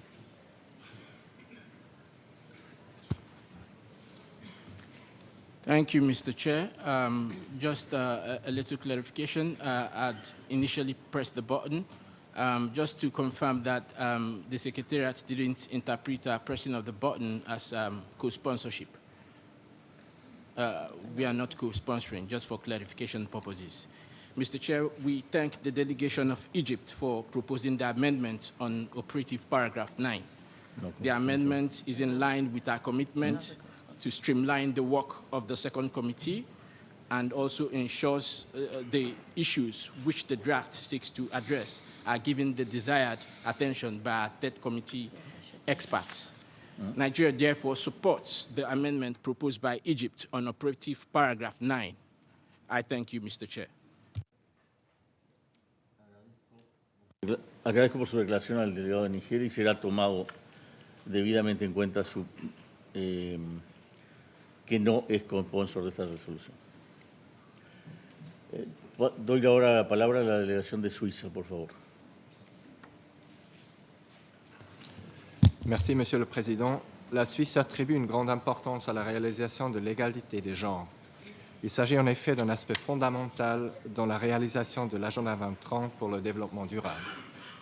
Par conséquent, la Suisse salue l'initiative du Mexique de présenter cette résolution dans le cadre de la deuxième commission et soutient en particulier l'OP 9 qui mandate le secrétaire général de l'ONU de soumettre un rapport sur l'intégration d'une perspective de genre dans la mise en œuvre de l'agenda 2030 en mettant l'accent sur l'économie des soins. Nous encourageons les délégations à voter contre l'amendement présenté et de soutenir le texte soumis par le Mexique. Je vous remercie. Le agradezco al representante de Suiza por su declaración. Doy ahora la palabra a la representante de Gambia. Mr. Chair, thank you for giving me the floor. My delegation takes the floor today to explain our position before the vote on the draft resolution entitled Achieving Gender Equality and Empowering All Women and Girls for Realizing All Sustainable Development Goals. The Gambia remains strongly committed to the achievement of the 2030 Agenda with unwavering commitment to Goal 5 on gender equality and the empowerment of women and girls. Within the second committee, the Gambia continues to engage constructively on the biennial resolution on women in development tabled by the G77, to which we are a main sponsor. While we thank the delegation of Mexico for their efforts, it is regrettable that our concerns on the duplication of processes within the second committee were not taken on board. For the most part of the informals, our delegation had to utilize our third committee experts to engage in this new draft resolution. It was evident in the informals that we were not alone in this confusion, and this revealed that most of the experts in the second committee simply do not have the expertise to discuss the substance of this resolution. In this regard, the Gambia will vote in favor of the amendment tabled by Egypt to move the report of this resolution to the third committee, where it should have been tabled in the first place. and where our colleagues with the right expertise to discuss technical matters related to the subject could engage in its substance. We believe that voting to keep this resolution in the second committee would undermine the integrity of the Women in Development resolution tabled biennially by the Group of 77 in China. We will therefore vote yes to Egypt's amendment. Thank you. Con la delegación de Gambia y doy la palabra ahora al distinguido delegado del Reino Unido. Thank you, Chair. Just in regard to the amendment put forward by Egypt, we deeply regret it. Let me be clear, it's an attempt to limit discussions on gender equality and empowerment of women and girls in this fora. Let me kind of read a quote, if I may. Realising gender equality and empowerment of women and girls will make a crucial contribution to progress across all goals and targets. The achievement of full human potential and sustainable development is not possible if one half of humanity continues to be denied its full human rights and opportunities. Women and girls must enjoy equal access to quality education, economic resources, and political participation, as well as equal opportunities with men and boys for employment, leadership. I could go on. The paragraph continues. It is not a UK view. It is directly taken from the SDG declaration that our leaders reaffirmed weeks ago in this building. This subject is relevant to this committee, and we deeply regret the amendment. The argument that it is a third committee issue completely undermines the efforts the majority of member states are taking to unlock the full potential and power of women and girls to accelerate progress on all global development priorities. Any decision to vote in favour of the amendment undermines the SDGs.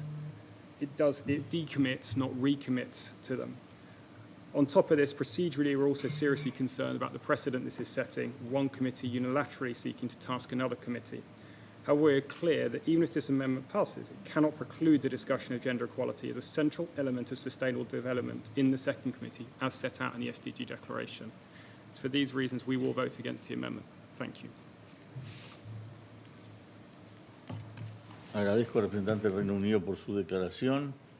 Doy ahora la palabra al representante de la República Árabe Siria. Thank you, Mr. Chair. My delegation supports the amendment just introduced by the distinguished delegate of Egypt.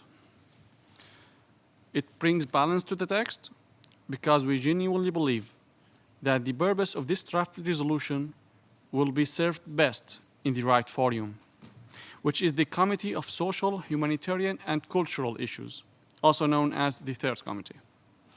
Our colleagues there have the necessary expertise and the ability to further evolve this resolution and steer it towards the best version it can be to truly achieve gender equality. Thank you, Mr. Chair.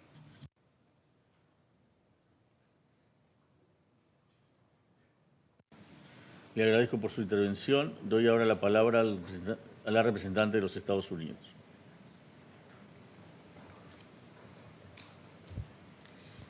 Thank you, Mr. Chair, and thank you to the facilitators for your work on this important resolution. We are proud to co-sponsor this resolution that recognizes the centrality of gender equality to sustainable development. We simply cannot achieve the SDGs if one half of the population is prevented from fully and equally contributing to and benefiting from economic growth.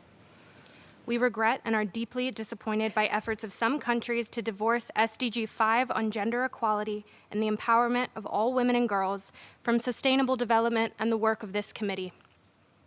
Rather than engaging in the facilitator's transparent process, a vague amendment was introduced that sets a troubling precedent by allowing one committee to delegate reporting to another committee. We urge all delegations to vote against this amendment and to support the text as submitted by Mexico. Thank you.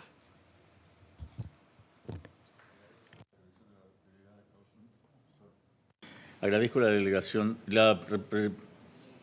la presentación de la delegada de los Estados Unidos y doy ahora la palabra a la distinguida delegada de México.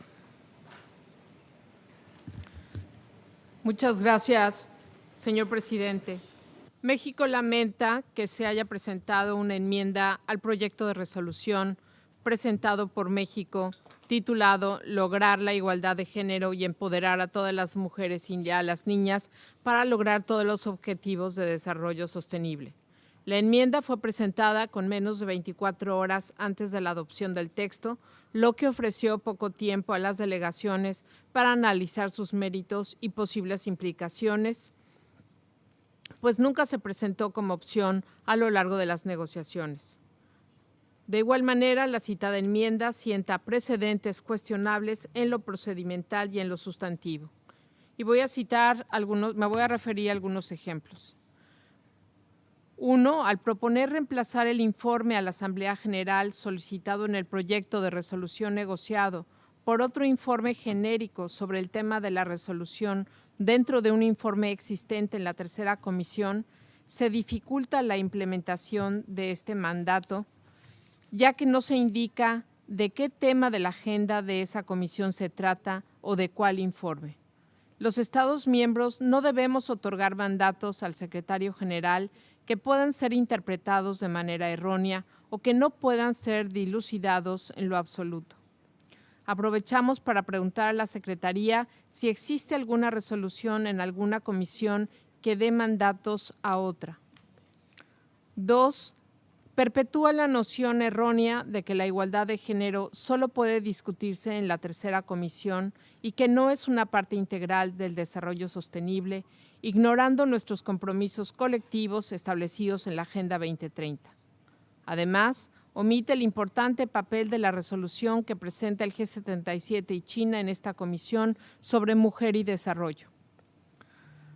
Por todo lo anterior, es claro que esta enmienda no otorga a la resolución que adoptaremos una manera de dar seguimiento al tema de la transversalización de género o del papel de la igualdad de género en la promoción del trabajo decente, la economía del cuidado o la provisión de servicios públicos y de protección social.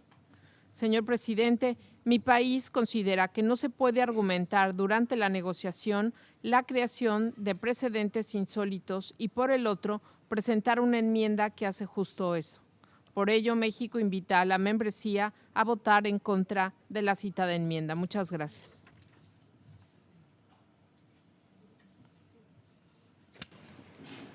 Le vamos a pedir a la Secretaría a ver si es posible hurgar en los archivos de la organización a ver si hay algún antecedente, pero puede demorar bastante. Thank you, Mr. Chair. And as indeed the Mexican delegation mentioned, this amendment was just submitted last night. I can't claim to have an encyclopedic knowledge of draft resolutions. I would say it's unusual for one committee to mandate another committee. I think that's all I could say. Thank you. Doy ahora la palabra a la delegación de Colombia. Tiene usted palabra, señora delegada. Muchas gracias, señor presidente. Colombia votará en contra de esta enmienda, en primer lugar porque no consideramos que sea procedimentalmente adecuado que una comisión mandate la inclusión de un tema en un reporte de otra, sin tener ni siquiera claro en el marco de cuál reporte se dará cumplimiento a su mandato ni las implicaciones de esa decisión. En segundo lugar, porque el párrafo operativo 9, como está contenido originalmente en la resolución tableada por México, tiene un llamado concreto para entender mejor los vínculos entre el ODS 5 con los demás ODS y la implementación de la Agenda 2030, incluyendo en un tema fundamental para el desarrollo sostenible, la equidad de género y el empoderamiento de todas las mujeres y niñas, que es el trabajo decente y la economía del cuidado. Por esas razones, invitamos a las demás delegaciones a tener presentes estos elementos y a votar en contra de esta enmienda. Gracias. Agradezco a la delegación de Colombia por su intervención y doy la palabra ahora a la delegación de Saudi Arabia. Tiene usted la palabra.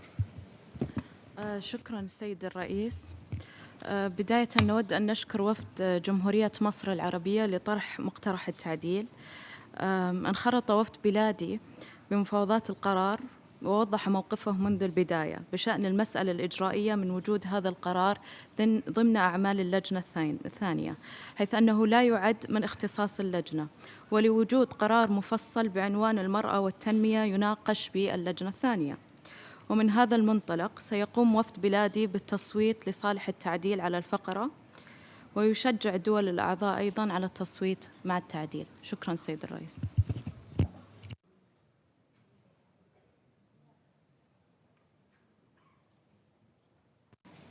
Gracias por su intervención. Doy ahora la palabra al distinguido delegado de Senegal.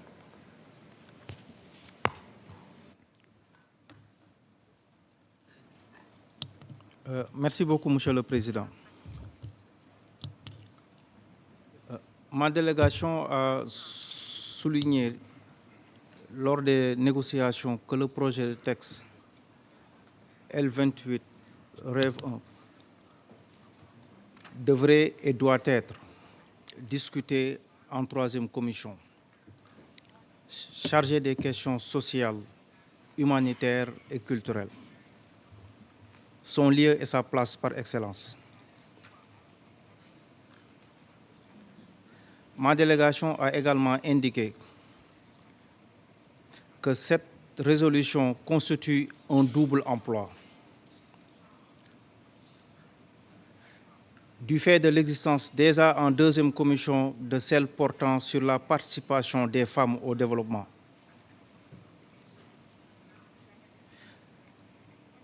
Cette dernière, qui est une résolution englobante, prend en charge la quasi-totalité des questions abordées dans ce texte.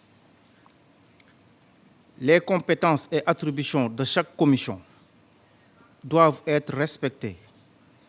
La deuxième commission, chargée des questions économiques et financières, a son propre agenda, différent de celui de la troisième commission qui, entre autres, traite de la promotion de la femme, de la défense de ses droits, de la lutte contre la discrimination à son encontre, de son rôle politique, etc. La liste est longue. Il ne doit pas y avoir donc de confusion de genre. C'est pourquoi ma délégation estime que l'amendement introduit par l'Égypte apporte une correction majeure et une réorientation de ce texte pour l'amener à sa place naturelle, c'est-à-dire la troisième commission.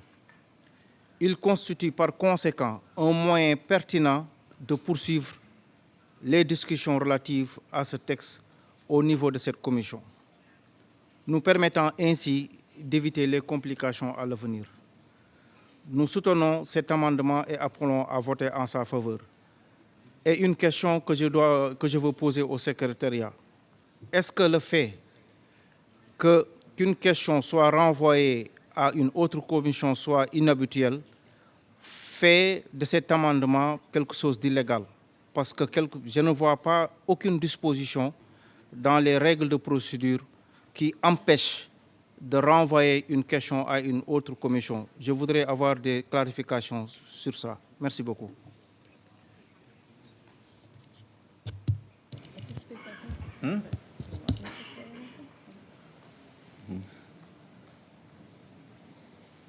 No. Okay. Bueno, agradezco la intervención.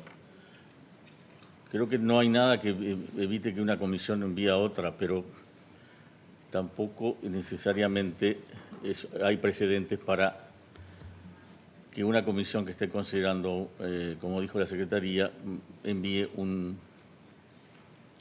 transmita cambie un poco el lugar donde se tenga que discutir esto en el futuro. No quiero entrar en la discusión, simplemente creemos que es una discusión que creo que no se puede saldar con tan poco tiempo, habría que estudiarlo de forma muy detenida. Doy ahora la palabra a la distinguida delegada de Australia.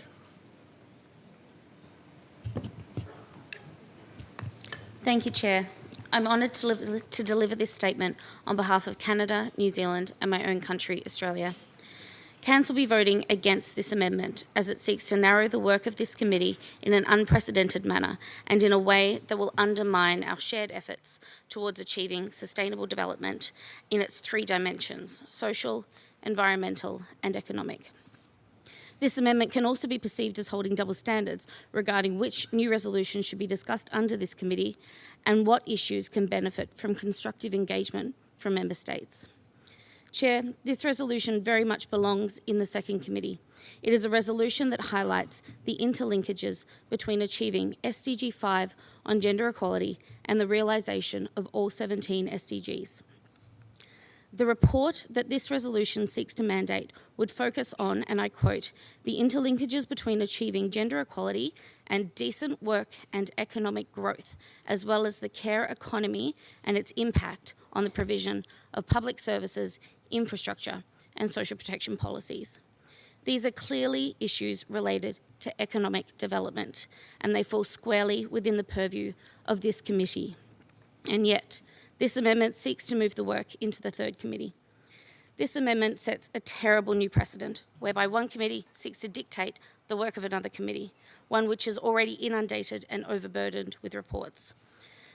We are further concerned that this amendment seeks to roll back our commitments to supporting sustainable, inclusive, and sustained economic growth and shared prosperity for all. It sends the wrong signal that gender equality is not relevant to considerations of economic development. Chair, we cannot achieve the SDGs by reinforcing a siloed approach, and we cannot achieve the SDGs if we exclude 1/2 of the world's population. The 2030 Agenda, which we all committed to, says, and I quote again, the systematic mainstreaming of a gender perspective in the implementation of the agenda is crucial. This includes consideration on gender issues related to economic development. We urge Member States to join us in voting against this amendment and supporting the resolution as submitted by Mexico. Thank you.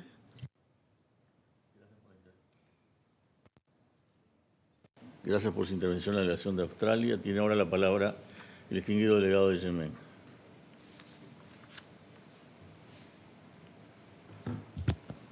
Thank you, Mr. Chair.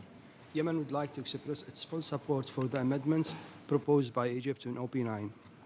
We believe that requesting the SG to report on the resolution with an existing report in the third committee is a practical and efficient approach. The amendment aligned with our collective commitment to enhance the United Nations reporting mechanism for more impactful and streamlined outcomes. Thank you, Mr. Chair. Gracias por su intervención. Doy ahora la palabra al distinguido delegado de España. Gracias, señor presidente. Tomo la palabra en nombre de la Unión Europea y de sus 27 Estados miembros. Este proyecto de enmienda sugiere que el ODS 5, lograr la igualdad de género y el empoderamiento de todas las mujeres y niñas, no es relevante para el crecimiento económico y el desarrollo, mientras que la resolución en la que se centra el informe del secretario general aborda explícitamente el desarrollo sostenible y este ODS 5. Este objetivo sustenta otras prioridades de la segunda comisión, ya que invertir en igualdad de género contribuye positivamente a erradicar la pobreza, abordar la crisis climática y promover el crecimiento económico, todos ellos temas debatidos en esta segunda comisión de la Asamblea General.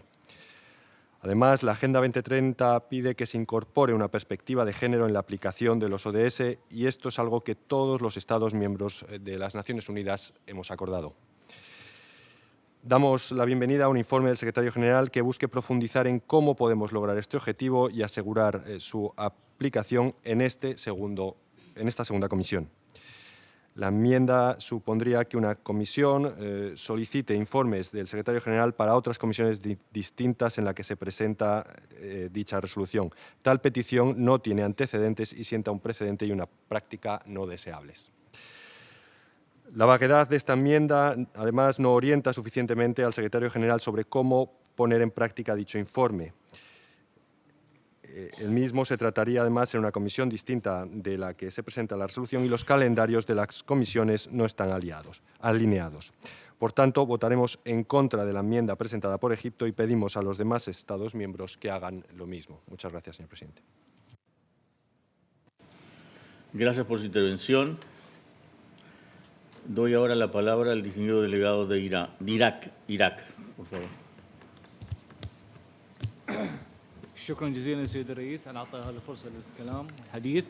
يدعم العراق التعديل المقدم من قبل مصر على الفقره العامله 9 لاعتقادنا الراسخ بان موضوع مشروع القرار برمته يقع ضمن اختصاص اللجنه الثالثه ذات الصله المباشر بمحتوى واهداف القرار مدار البحث وهو يأتي ضمن الجهود المبذولة ضمن الجمعية العامة لغرض تفادي التكرار والتداخل في اختصاص لجان الجمعية العامة الرئيسة، وبخاصة أن اللجنة الثانية تناقش بصورة مفصلة هذا الموضوع ضمن قرارها المعنون المرأة والتنمية، إذ تضمن هذا القرار في السنة الماضية الإشارة إلى جندر إيكواليتي 35 مرة، وعليه فإننا نرى هذا التعديل يخدم هذا الغرض. شكرا جزيلا.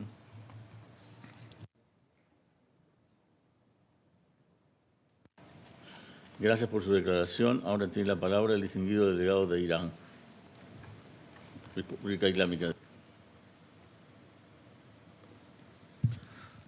Thank you, Mr. Chair, for giving me the floor. Mr. Chair, for the following reason, my delegation supports the amendment presented by delegation of Egypt.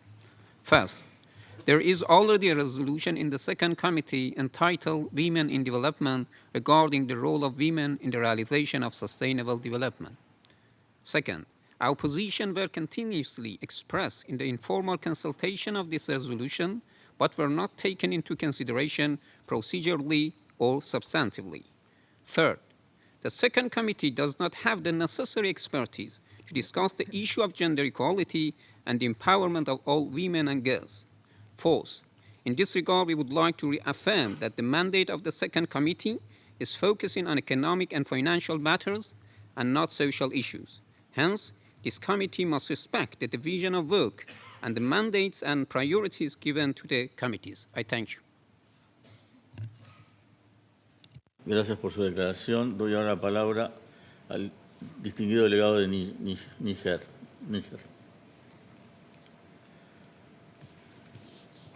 Merci, Monsieur le Président. Il me semble que vous avez mentionné par erreur que le Niger est co-auteur de la résolution. Nous ne le sommes absolument pas. Le Niger accorde une importance capitale à l'égalité des sexes et l'autonomisation des femmes et filles, y compris dans la poursuite des efforts visant la réalisation des objectifs de développement durable. Résolument engagé à atteindre les ODD, particulièrement ces relatifs à l'égalité des sexes et l'autonomisation des femmes et filles, notre pays a adopté et mis en œuvre des lois politiques, programmes et stratégies visant à assurer que cette frange très importante de notre population ne soit laissée pour compte. Nous soutenons l'amendement à l'OP9 qui renvoie la présente résolution à la 3e commission de l'Assemblée générale, où les spécialistes en questions sociales et des droits de l'homme pourront évaluer et débattre de son sujet de manière approfondie, comme elle la mérite, sans coût supplémentaire. Monsieur le Président, dans le cas où l'amendement est rejeté, nous réaffirmons que les références au genre et à la terminologie connexe sont fondées sur l'identité et les différences sexuelles biologiques, c'est-à-dire les deux sexes masculins et féminins. Nous ne soutenons pas les tentatives idéologiques visant à redéfinir ou à réinterpréter ces concepts en dehors de sa signification ordinaire et généralement acceptée. Monsieur le Président, la jeunesse englobe les personnes âgées de 15 à 24 ans, selon la Convention sur les droits des enfants. Un enfant est toute personne âgée de moins de 18 ans, sauf si la majorité est atteinte plutôt en vertu de la législation qui lui est applicable. À cet égard, nous déplorons l'absence de prise en compte des droits parentaux dans l'OP6 en ce qui concerne la participation pleine et entière des jeunes dans toutes les sphères de la vie publique et politique.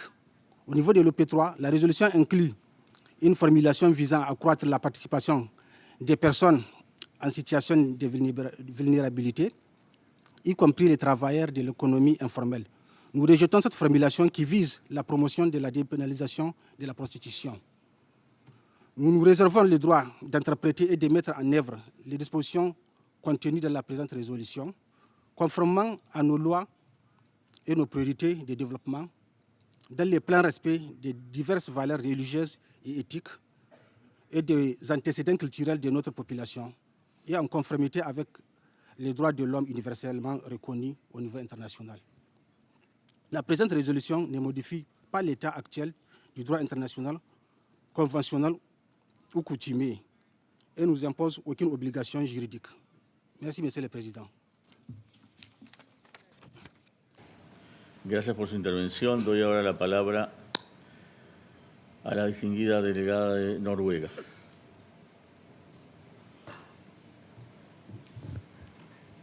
Thank you so much, Chair. Societies, rich and poor, need to utilize all their human resources fully, regardless of gender. Both women and men must be able to participate in working life, social life, and family life. Society as a whole is the loser when the talent and efforts of women are not put to proper use. It's plainly smart economics. We know that participation of women and girls in education, working life, and the economy also gives a significant boost to the national as well as the global economy. It promotes the innovation and holistic approaches necessary for sustainable development. Many studies have confirmed the key role women play in the economy. In Norway's own history, it is clear that the policy of inclusiveness, investing in all our people, was the strategy that led to continuous and sustainable growth, to sustainable development. An analysis some years ago found that the centrality of women in the workforce, just the additional contribution of our above-average women's participation, is a larger part of Norway's GDP than the whole of Norway's petroleum sector. International studies also show that the countries and companies with higher levels of gender equality have faster growth and better performance. We urge member states to join us in voting against the amendment and supporting the resolution as submitted by Mexico. Thank you. Le agradezco su intervención y ahora tiene la palabra el distinguido delegado de Egipto. Thank you very much, Mr. Chairperson. I took the floor once again, just first of all to thank you that highlighting there is nothing that prohibits, as you kindly mentioned, from submitting this amendment, and secondly to comment on what the Secretariat has mentioned, and she has admitted that I do not have encyclopedic knowledge, and I thank her for saying that. But the issue is describing an amendment by a member state as unusual. I will use the word that was used in many times in the United Nations since I joined the delegation of Egypt here. There is always a first time, and it's up to member states to decide together, as long as it's in line with the rules of procedure, as you have correctly mentioned, and that's why I felt obliged to take the floor again. Thank you, Mr. Chairperson. Gracias por su intervención y ahora tengo al distinguido delegado de Camerún.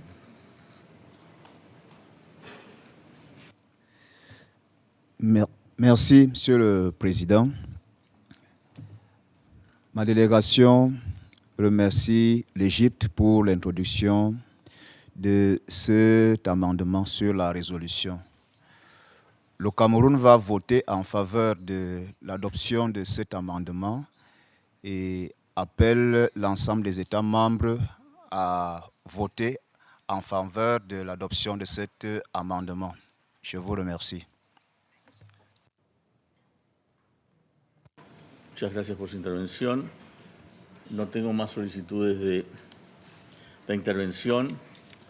Simplemente pasaríamos ahora a la votación. Se ha solicitado votación registrada sobre la propuesta de enmienda. La comisión iniciará ahora el proceso de votación de la propuesta de enmienda que figura en el documento CRP 5.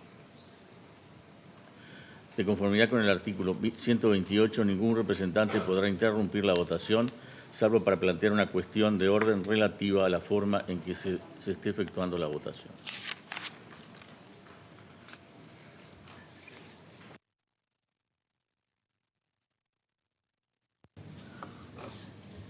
The committee is now voting on the amendment to draft resolution L28 Rev 1 as contained in document CRP 5.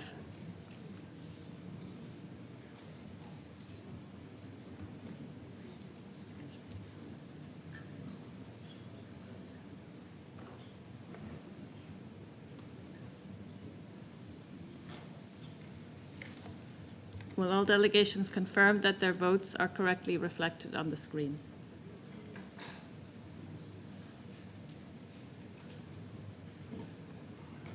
The voting has been completed. Please lock the voting machine.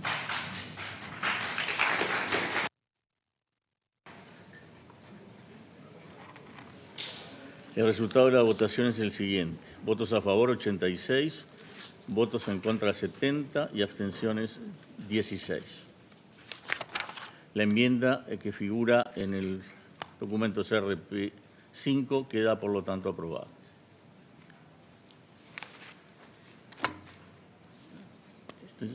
¿No?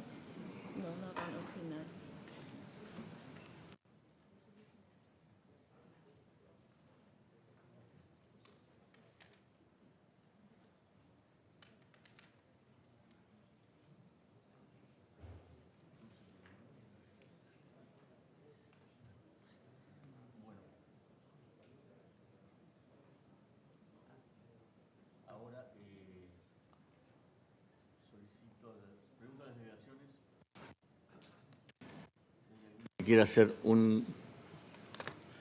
alguna declaración después de aprobada la decisión. Perdón, de aprobada la enmienda. México tiene la palabra.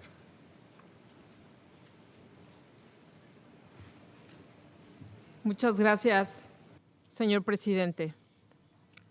México no está de acuerdo con la adopción de una enmienda impuesta por un grupo de países que no permitió la evaluación necesaria al ser presentada con menos de 24 horas antes de la adopción del texto. Con esta enmienda se abre la puerta a que una resolución de la tercera o de la primera comisión, por ejemplo, puedan enviar temas sustantivos a esta segunda comisión. Además, el mandato es tan genérico y amplio que queda sujeto a la interpretación del secretario general y pudiera no reflejar la intención de la membresía. México agradece a los copatrocinadores del texto original y espera que su contenido pueda interpretarse en favor de la transversalización de género, del papel de la igualdad de género en la promoción del trabajo decente, la economía del cuidado y la provisión de servicios públicos y de protección social. Muchas gracias. Le agradezco por su intervención y doy ahora la palabra a la distinguida delegación de Suecia.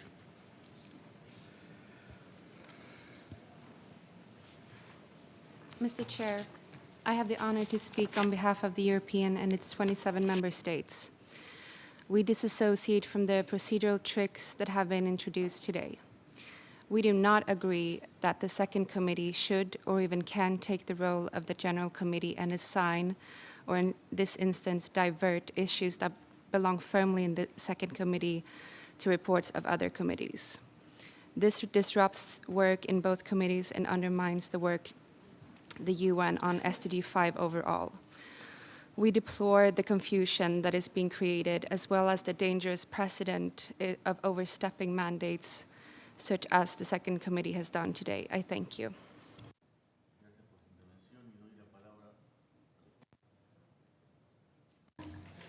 Gracias por la intervención de la delegación de Suecia y doy la palabra ahora a la delegación de Fiji.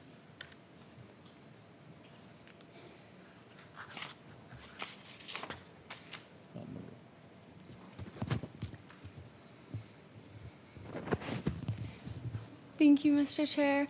I just wanted to change my delegation's vote to abstain. Sorry, I pressed the wrong button.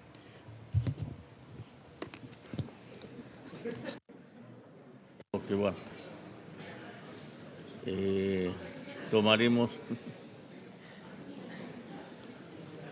Se tomará constancia de su intención de voto.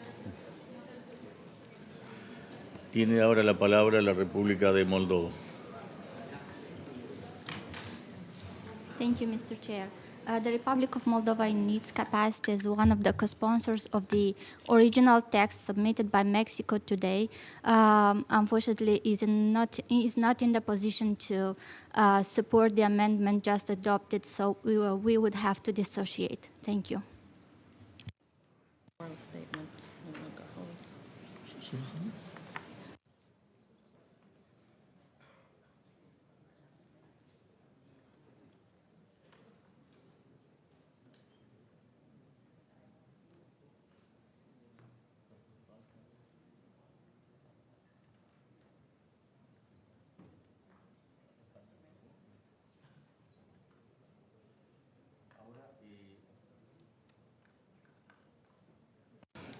pasaríamos a tomar acción en la resolución en su totalidad. Y en primer lugar, pasaría la palabra a la Secretaría para que comente sobre las modificaciones, sobre las implicaciones presupuestarias con la enmienda. Thank you, Mr. Chair. Just to note that the oral statement of PBI that I read out was based on the original L28 Rev 1 and will have to be looked at again in the light of the amendment just adopted. Thank you. Bueno. Se ha solicitado votación registrada sobre el proyecto de resolución L28, revisión 1, ahora entiendo, en su forma enmendada. Antes de proceder a la votación, daré la palabra a las delegaciones patrocinadoras que deseen formular una declaración general sobre el proyecto propuesto o las delegaciones no patrocinadoras que deseen explicar su voto. ¿Alguna delegación desea formular una declaración general o explicar su voto antes de la votación sobre el proyecto de resolución L28 Rev 1 enmendada? Jordania ha solicitado la palabra.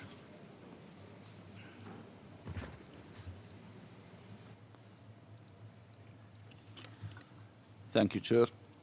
Jordan does not consider itself bound by and objects to OP2, whose language is not in conformity with the rules of international law. The application of this paragraph also should not be read to prohibit the right of all states to enact legislation that are in conformity with their obligations under the international law, including such legislation that are particular to gender. And thank you. La intervención se registrará debidamente. No veo más solicitudes para hacer uso de la palabra. La comisión comenzará ahora el proceso de votación sobre el proyecto de resolución L28 revisión 1 en su forma enmendada. De conformidad con el artículo 128, ningún representante podrá interrumpir la votación, salvo para plantear una cuestión de orden relativa a la forma en que se esté efectuando la votación.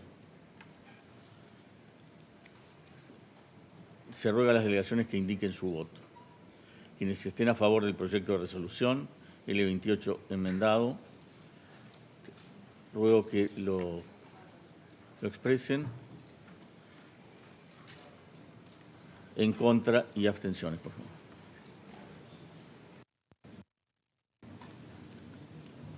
The committee is now voting on draft resolution L28 Rev 1 as amended, entitled Achieving Gender Equality and Empowering All Women and Girls for Realizing All Sustainable Development Goals. Will all delegations confirm that their votes are correctly reflected on the screen?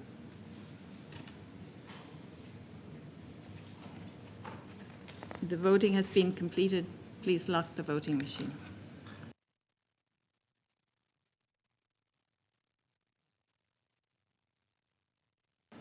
El resultado de la votación es el siguiente. Votos a favor 116, en contra 0, abstenciones 60. El proyecto de resolución L28, revisión 1, en su forma enmendada, queda aprobado. ¿Alguna delegación desea explicar su voto o formular una aclaración general después de la votación sobre el proyecto de resolución?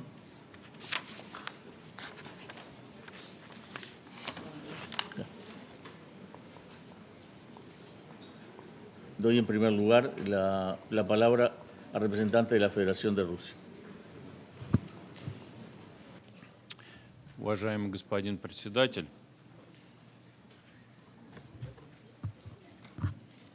уважаемый господин председатель, позвольте обозначить позицию Российской Федерации по принятому документу.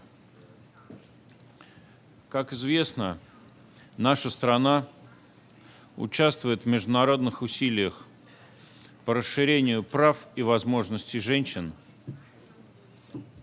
более 100 лет. Россия была одним из пионеров и лидеров этих усилий в первой половине XX века. Внесла солидный вклад в признание женского вопроса во всем мире. Тем не менее, представление резолюции по гендерному равенству во Втором комитете Генассамблеи мы изначально рассматривали как неприемлемое нарушение уставного разделения труда между комитетами, вторжение в мандат Второго комитета, дублирование работы Третьего комитета, уполномоченного рассматривать социальные вопросы в Генассамблее. К сожалению, пропонент резолюции проигнорировали договоренности стран-членов в процессе ревитализации, параграф 37. Как страна-основатель Всемирной организации и как член группы друзей в защиту Устава ООН, мы не можем равнодушно смотреть на такие тенденции. Второй комитет создавался для обсуждения экономических и финансовых вопросов и должен работать в этих целях и дальше. К переговорам по этой проблематике было приковано внимание большинства делегаций.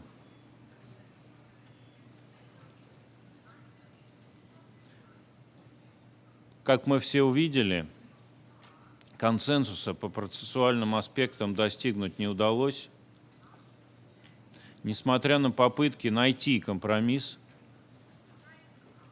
включая наши попытки. В этих условиях мы не можем считать документ консенсусным или источником языка для других документов Генассамблеи. Будем относиться скептически к инициативам по его рассмотрению и дальше. Россия поставила весь документ на голосование, обращая внимание на правовые последствия ее рассмотрения во Втором комитете. Хотелось бы с сожалением также обратить внимание на бюджетные последствия принятия этой резолюции. Хотя подчеркиваем, что Россия никогда не возражала против рассмотрения проблематики гендерного равенства в субстантивном отношении. Поэтому наша делегация воздержалась на голосовании. Прошу занести нашу позицию в протокол и благодарю за внимание.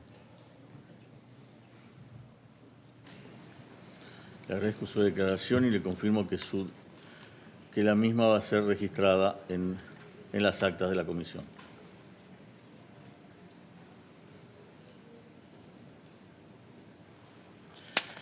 Tiene ahora la palabra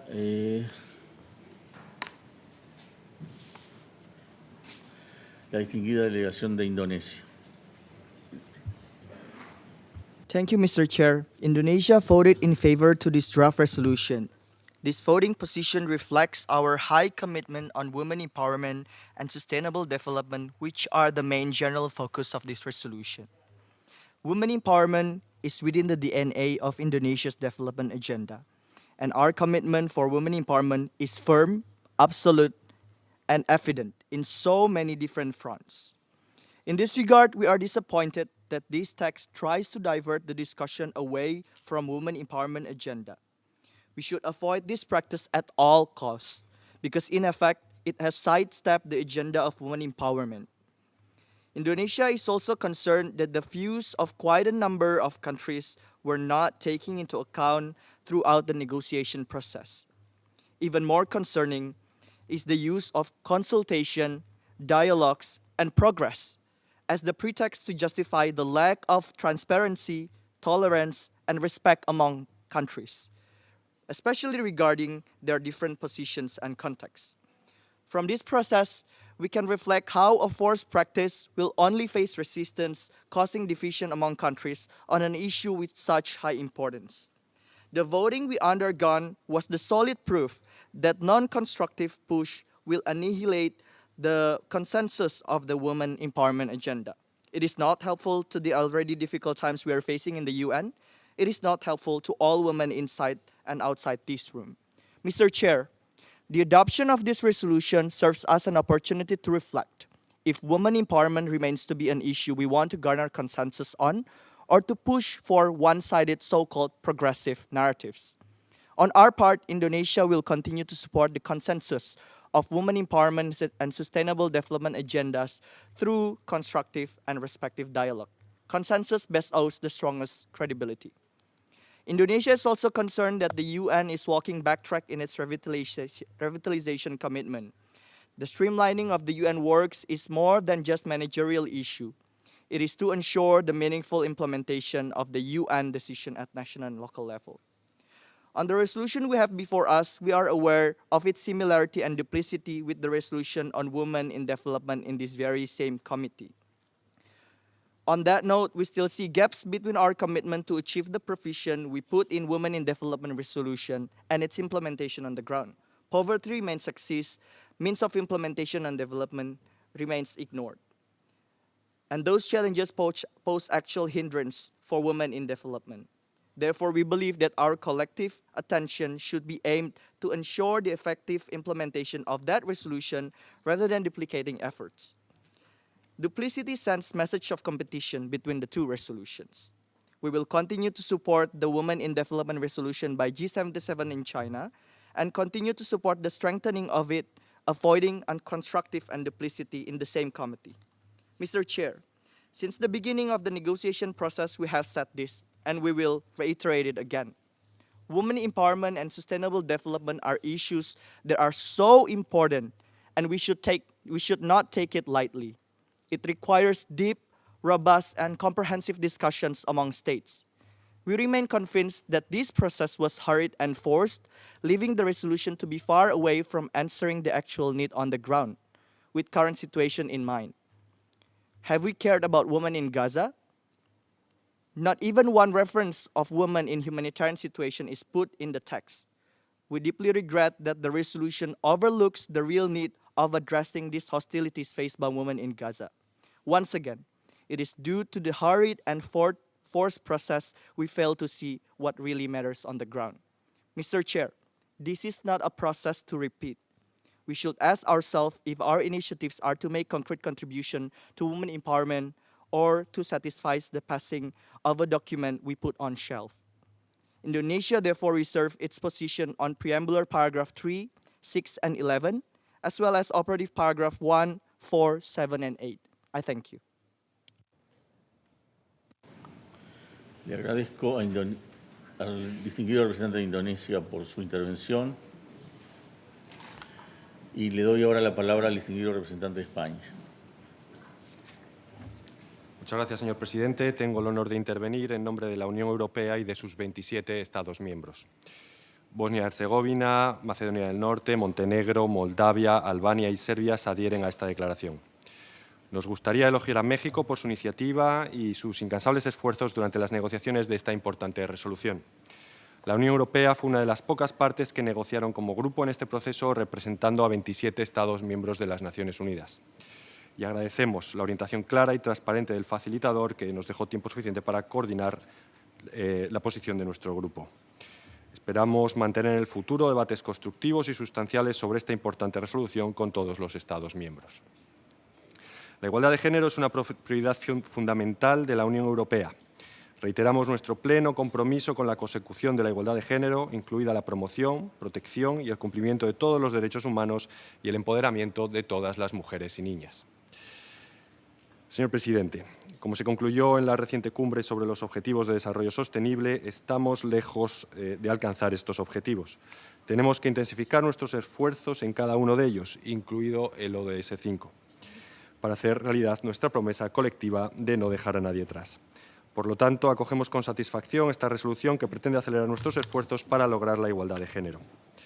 En la declaración política de la cumbre, todos los Estados miembros hemos reafirmado que la igualdad de género y el empoderamiento de todas las mujeres y niñas contribuyen de manera crucial al progreso de los ODS y sus metas. Apreciamos que esta resolución convierta en acción el llamado de la Agenda 2030 para incorporar una perspectiva de género en todos los ODS, examinando las interrelaciones entre el ODS 5 y otras áreas del desarrollo sostenible. Invertir en la igualdad de género contribuye positivamente a las prioridades básicas de la segunda comisión, como la erradicación de la pobreza, la lucha contra la crisis climática, el acceso universal a la educación y el fomento del crecimiento económico. Sencillamente, no podemos alcanzar el desarrollo sostenible si excluimos a la mitad de la población. Como subraya el informe Gender Snapshot, UNDESA y ONU Mujeres, invertir en igualdad de género tiene efectos positivos en todos los ODS. En resumen, la igualdad de género es un elemento crucial para alcanzar los objetivos de desarrollo sostenible. Muchas gracias, señor presidente. Gracias al representante de España. Espero que no tengamos más movimientos ruidosos en sala. Doy ahora la palabra al representante de Perú para hacer uso de la palabra. Muchas gracias, señor presidente. El Perú ha votado a favor del proyecto de resolución contenido en el documento L28/Ref1, en línea con su compromiso indeclinable con el logro del ODS 5 y su reconocimiento de que la igualdad de género y el empoderamiento de todas las mujeres y las niñas es una cuestión transversal a la implementación de la Agenda 2030 para el Desarrollo Sostenible. Al mismo tiempo, el Perú desea reiterar su respaldo al proceso de revitalización de la labor de la Asamblea General, cuya resolución más reciente, en su párrafo dispositivo 37, abro comillas, alienta a la Asamblea y sus comisiones principales a que examinen caso por caso todas las resoluciones y temas programáticos que se ocupan de un mismo ámbito, atendiendo a su finalidad, utilidad y contenido, cierro comillas, a fin de evitar los solapamientos y las duplicaciones y con miras a lograr un trabajo más concreto, eficiente y relevante. En ese sentido, mi delegación reitera el llamado a la membresía para que, cuando se considere la presentación de nuevas propuestas, se eviten duplicaciones y se consulte de manera amplia y con la debida anticipación con los Estados miembros. Muchas gracias. Gracias al distinguido delegado de Perú y doy la palabra ahora a la delegación de Nigeria.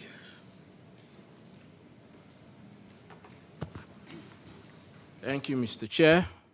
My delegation thanks the delegation of Mexico for their efforts to introduce the resolution achieving gender equality and empowering all women and girls for realizing all sustainable development goals.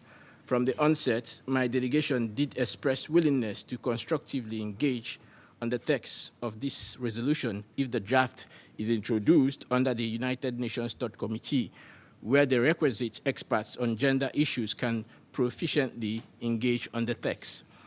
Nigeria, as one of the leading advocates of women empowerment with a designated Federal Ministry on Women Affairs, places great emphasis on the role of women and girls in the accelerated implementation of the Sustainable Development Goals. While we note the cross-cutting nature of developmental issues, it is important we guard against proliferation of other committee issues in the second committee. My delegation therefore believes that the text before us,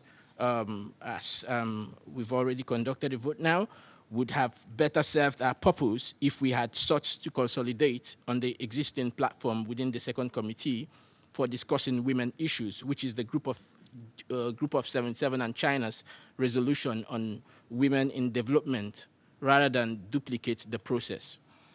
Nigeria, while reaffirming its commitments to Sustainable Development Goal 5, gender equality, seizes this opportunity to disassociate itself from the operative paragraph 4 of the text under consideration.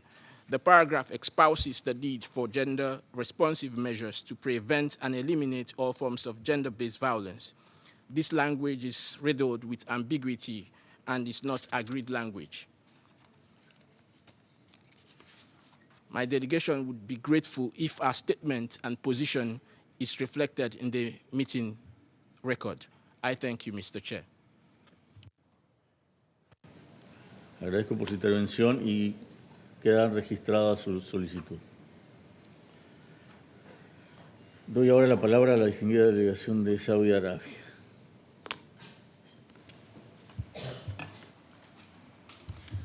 السيد الرئيس، تدعم المملكة القضايا المتعلقة بالمساواة والعدالة والتوازن بين الجنسين في جميع المجالات وعلى مختلف المستويات، وينبع ذلك من تعاليم ديننا الحنيف وإيمان المملكة بأن المرأة عنصر مهم من عناصر قوة المجتمع، وبأهمية تمكين المرأة اجتماعياً واقتصادياً وسياسياً، وتوفير مناخ آمن لها مع ضمان تمتعها بحقوقها الكاملة في جميع المجالات. السيد الرئيس، لقد صوت وفد بلادي بالامتناع عن القرار لعدد من الأسباب الإجرائية، بالرغم من أنه تم المشاركة بشكل فعال في مناقشات القرار منذ بدايته، إلى أنه ومن منطلق إيماننا بأهمية تكامل أعمال اللجان لتحقيق المهام المناطة بها، فإن مناقشة مثل هذه القضايا يجب أن يتم في اللجنة الثالثة، وهي المعنية بالموضوعات الاجتماعية والإنسانية والثقافية، وذلك للحد من تداخل اختصاصات اللجان. إضافة إلى أن وفد بلادي عبر عن قلقه من أن هذا القرار يشكل ازدواجية في قرارات اللجنة، مع وجود قرار بعنوان المرأة في التنمية يتم مناقشته كل عامين ويقدم من قبل مجموعة 77 والصين، والذي يبحث الجانب التنموي المتعلق بموضوع المساواة بين الجنسين ومنها تمكين المرأة، كما أن ممارسة الازدواجية في طرح قرارات ليس لها قيمة مضافة يعد تقليلاً من أهمية قرار الموجود باللجنة، وأيضاً عبئاً إضافياً على عمل اللجنة وإهداراً لموارد هذه المنظمة. السيد الرئيس، إن المواضيع التي تناقشها اللجان وطريقة عملها واضحة، ومن الأجدر أن يطرح هذا القرار ضمن اللجنة المعنية، وإلا ما الفائدة من وجود لجان منفصلة ذات اختصاصات محددة يتم مناقشة قراراتها من قبل خبراء مختصين بمواضيعها واللغات المضمنة بها. وفي الختام السيد الرئيس، إن وفد بلادي يدعم جميع أهداف التنمية المستدامة والجهود الرامية لتحقيقها، ومن ضمنها الهدف الخامس، لكنه يؤكد بالوقت نفسه على ضرورة مناقشتها في إطار اللجان المعنية بها لضمان تكامل أعمال اللجان وفق اختصاصاتها. شكراً سيد الرئيس. Agradezco la intervención de la distinguida delegada de Saudi Arabia y doy la palabra ahora al distinguido delegado de Qatar. شكراً السيد الرئيس. أود بداية أن أتقدم بالشكر للمكسيك على الجهود المبذولة في تيسير عملية المشاورات لمشروع القرار المعنون المساواة بين الجنسين وتمكين جميع النساء والفتيات من أجل تحقيق التنمية المستدامة. ولقد صوت وفد بلادي لصالح هذا القرار من منطلق التزامنا الراسخ بأهمية تمكين المرأة ومشاركتها الكاملة والفاعلة ودورها المحوري والذي لا غنى عنه لتحقيق التنمية المستدامة بأبعادها الاقتصادية والبيئية والاجتماعية. ونود أن نلفت بأن دولة قطر تنظر إلى المسائل الواردة في هذا القرار بشكل يتناسب مع أطرنا الثقافية والمجتمعية وتشريعاتنا وقوانيننا الوطنية والقيم الدينية لمجتمعنا، وينأى وفد بلادي بنفسه عن أي مفاهيم لا تتسق مع هذه الأطر. وختاما السيد الرئيس، نطلب توثيق هذا البيان رسميا في تقرير الدورة. شكرا.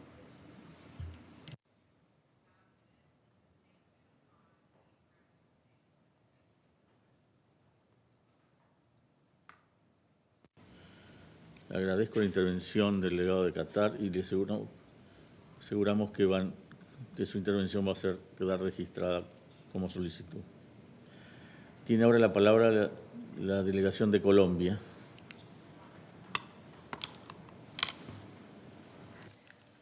Muchas gracias, señor presidente.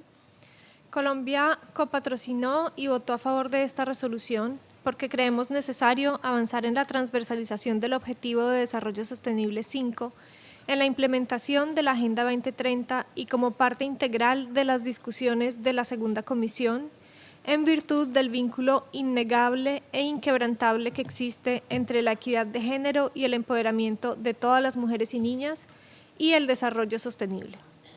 Las mujeres y niñas son más de la mitad de la población mundial. ¿Cómo pretendemos alcanzar el desarrollo sostenible sin dejar a nadie atrás, desconociendo las necesidades, desafíos, barreras legales, culturales y estructurales que impiden a las mujeres y niñas, en toda su diversidad, contribuir a y beneficiarse de ese desarrollo? La Agenda 2030 establece claramente que los ODS son de naturaleza integrada e indivisible.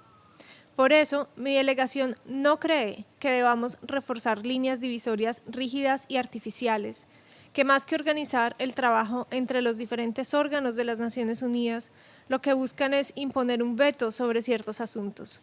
Colombia continuará defendiendo los resultados negociados de todos los órganos del ECOSOC y no aceptará que se cuestione su pertinencia en las discusiones de todas las comisiones de la Asamblea General en donde sean relevantes. Lamentamos la aprobación de la enmienda introducida al párrafo operativo 9, por las razones de fondo y de procedimiento que anteriormente hemos compartido. Aclaramos que este párrafo no puede constituir un precedente para futuros reportes. Asimismo, no puede interpretarse de manera contraria a la competencia de la segunda comisión para considerar el tema objeto de esta resolución, así como los resultados del reporte que la comisión en ese mismo párrafo solicita.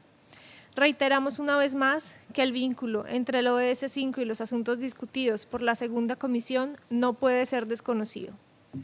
Colombia hubiese querido ver un nivel de ambición mucho mayor, así como abordar de manera expresa asuntos relacionados con salud y derechos sexuales y reproductivos, en línea con lo acordado en la Conferencia Internacional sobre Población y Desarrollo de 1994.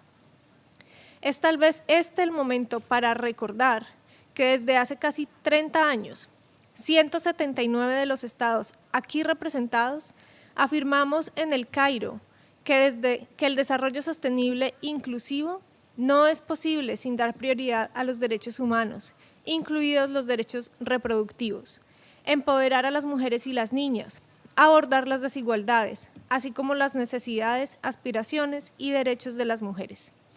Esperamos en futuras discusiones en el marco de la segunda comisión un involucramiento más constructivo de todas las delegaciones que permita construir sobre esos acuerdos para avanzar en la equidad de género y el empoderamiento de todas las mujeres y las niñas a la par del desarrollo sostenible. Muchas gracias. Agradezco a la distinguida delegada de Colombia por su intervención y tiene la palabra ahora la distinguida delegación de Ucrania.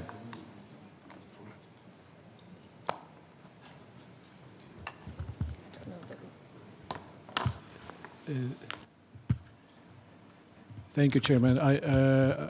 I didn't press the button. Thank you so much.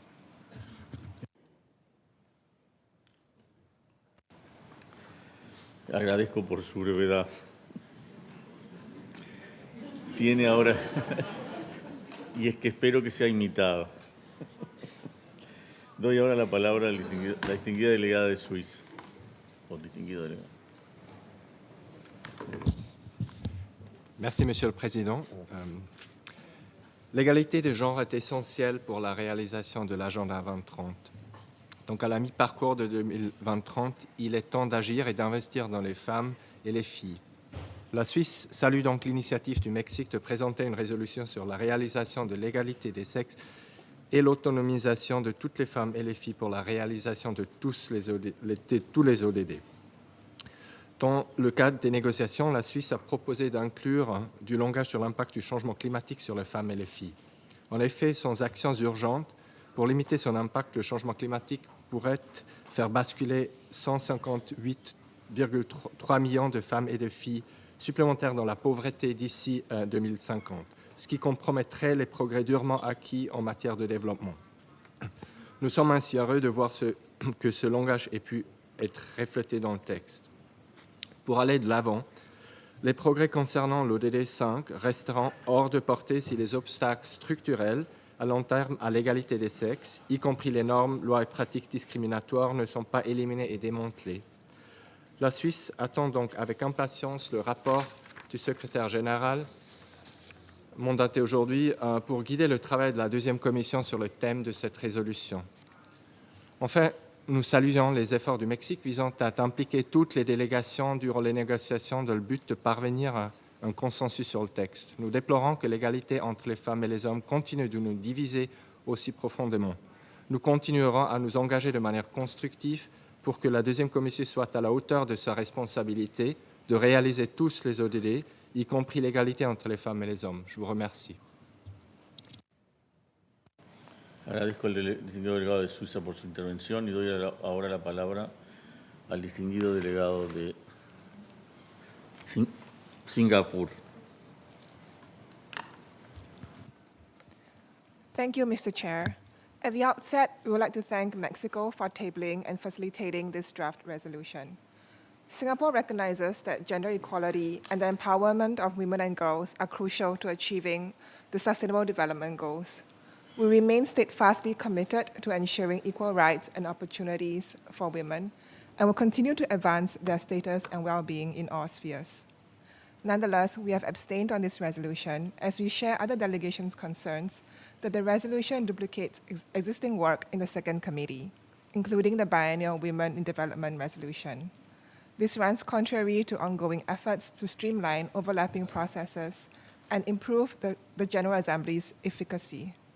Additionally, we are of the view that drawing issues and language that are contested in other committees into the second committee is counterproductive and could undermine the consensus-based nature of the second committee. It also detracts from the main purpose of the second committee's work, which is to focus on issues relating to economic and sustainable development.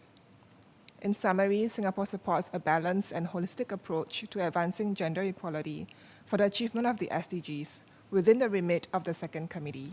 We will continue to engage constructively towards this outcome. Thank you.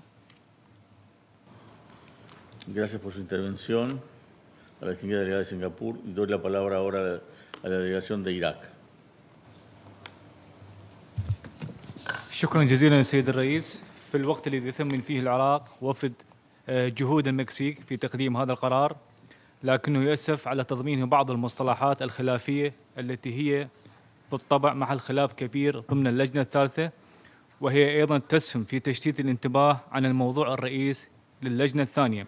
بناء على ذلك يؤكد وفد بلادي على حقه الكامل في تفسير ما ورد في هذا القرار بما يتفق مع القوانين الوطنية وانسجاما مع حقوق الإنسان المعترف بها عالميا، ويترك تفسير كل ما ورد من مصطلحات خلافية إلى التشريعات الوطنية أينما وردت في هذا القرار، مثل gender-based violence, gender and related terms. ونتطلع إلى تضمين هذا البيان ضمن مجريات هذه الجلسة. شكرا جزيلا.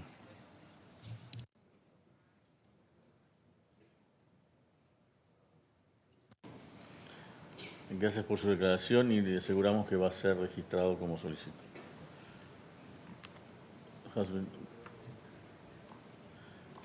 Doy ahora la palabra al distinguido delegado de Jamaica.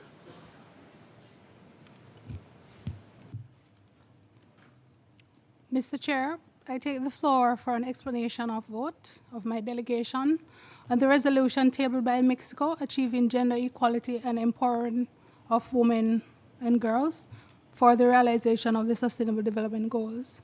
Jamaica supports efforts at achieving gender equality and the empowerment of women and girls, which are essential to the realization of the Sustainable Development Goals.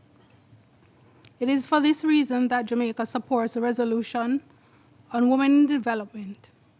The delegation therefore regrets that this text did not benefit from substantial discussion during the informal consultations to ascertain the extent to which it would build upon the Women in Development resolution.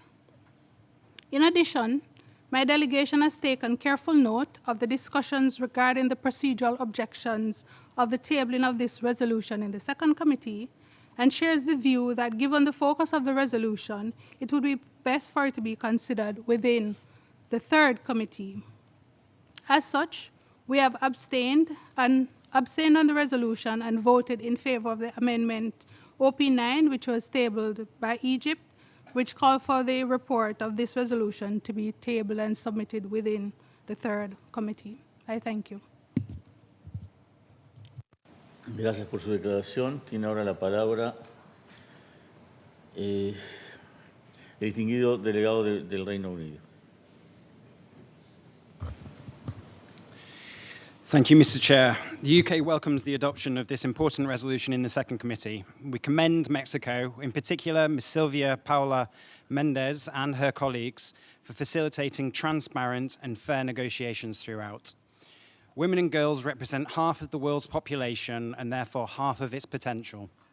Without empowering these women and girls, we cannot achieve sustainable development. Without investing in SDG 5 and mainstreaming gender throughout the implementation of the 2030 Agenda, we simply will not make progress. Unlocking the full potential and power of women and girls accelerates progress on all global development priorities. We regret that some member states do not think this is the case, that they deem discussions on gender equality and the empowerment of women and girls to be controversial, that they have acted in bad faith, undermined another member state's right to table a new resolution, and that they have done so under the false pretense that gender equality can only be discussed in certain forums or committees. This is a concerted attempt to roll back women and girls' rights. Do not be fooled by claims that gender equality and the empowerment of women and girls is a top priority for these delegations, because their actions throughout this process, including laughing and clapping after the amendment passed, indeed by a number of male colleagues, I should add, has proved the exact opposite. As we set out at the launch of our new International Development White Paper, the UK will always speak against such attempts to roll back.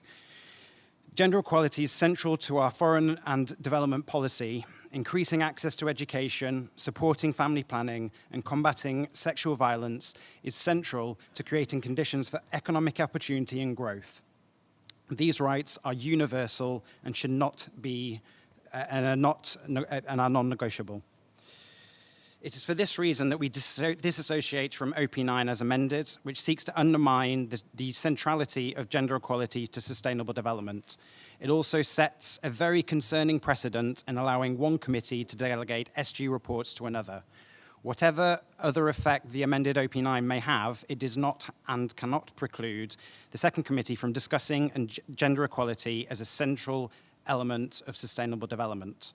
We voted in favour of the resolution because it remains an important step in the right direction to ensuring gender equality, and the empowerment of all women and girls remains central to our discussions in second committee.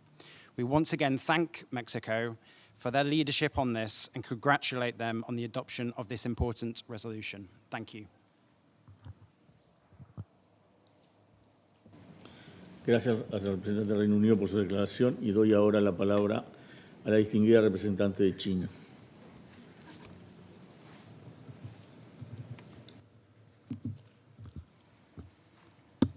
主席先生，作为第4次世界妇女大会的主办国，中国是性别平等的倡导者，更是妇女赋权的行动派。我们建立起较为完善的妇女权益保护法律体系，不断扩大妇女参与决策和管理。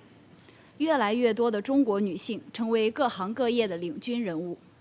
同时，中国高度重视开展妇女领域国际交流合作，全力落实习近平主席在2015年全球妇女峰会、2020年联大纪念北京世界妇女大会25周年高级别会议上提出的各项举措，积极向发展中国家提供物资援助和妇女女童能力建设培训。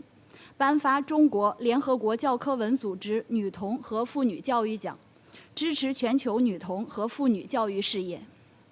就本决议草案而言，中方认为联大各主要委员会的工作有合理分工，联大经济金融委员会及联大2委不是专门讨论妇女性别平等问题的合适平台。历届联大均明确将妇女进步议题 分配给社会、人道和文化委员会及联大3委。可持续发展目标5十分重要，但落实可持续发展目标不仅仅是联大2委的责任。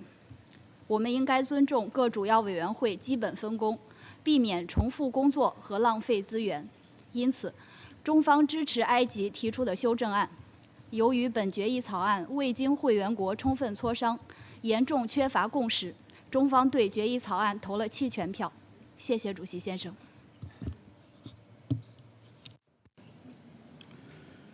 Agradezco la intervención de la distinguida delegada de China y doy ahora la palabra al distinguido delegado de la República Islámica de Irán. Thank you. Thank you, Mr. Chair, for giving me the floor. Mr. Chair, at the outset, my delegation would like to reiterate our strong commitment to empowering women and girls for sustainable development. In this regard, my country has made remarkable progress in realizing sustainable development for women and girls based on our national rules and legislation. As pertains to women and girls' participation in social and economic sectors in Iran, more than 56% of state university students, 33% of faculty members, and 34% of faculty members at medical sectors in Iranian university today are women. Furthermore, in health, more than 40% of all specialist physicians are women.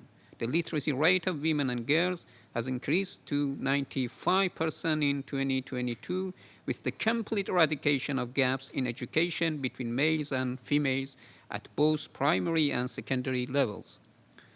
At the decision-making level, women are holding more than 25% of all government positions at all levels,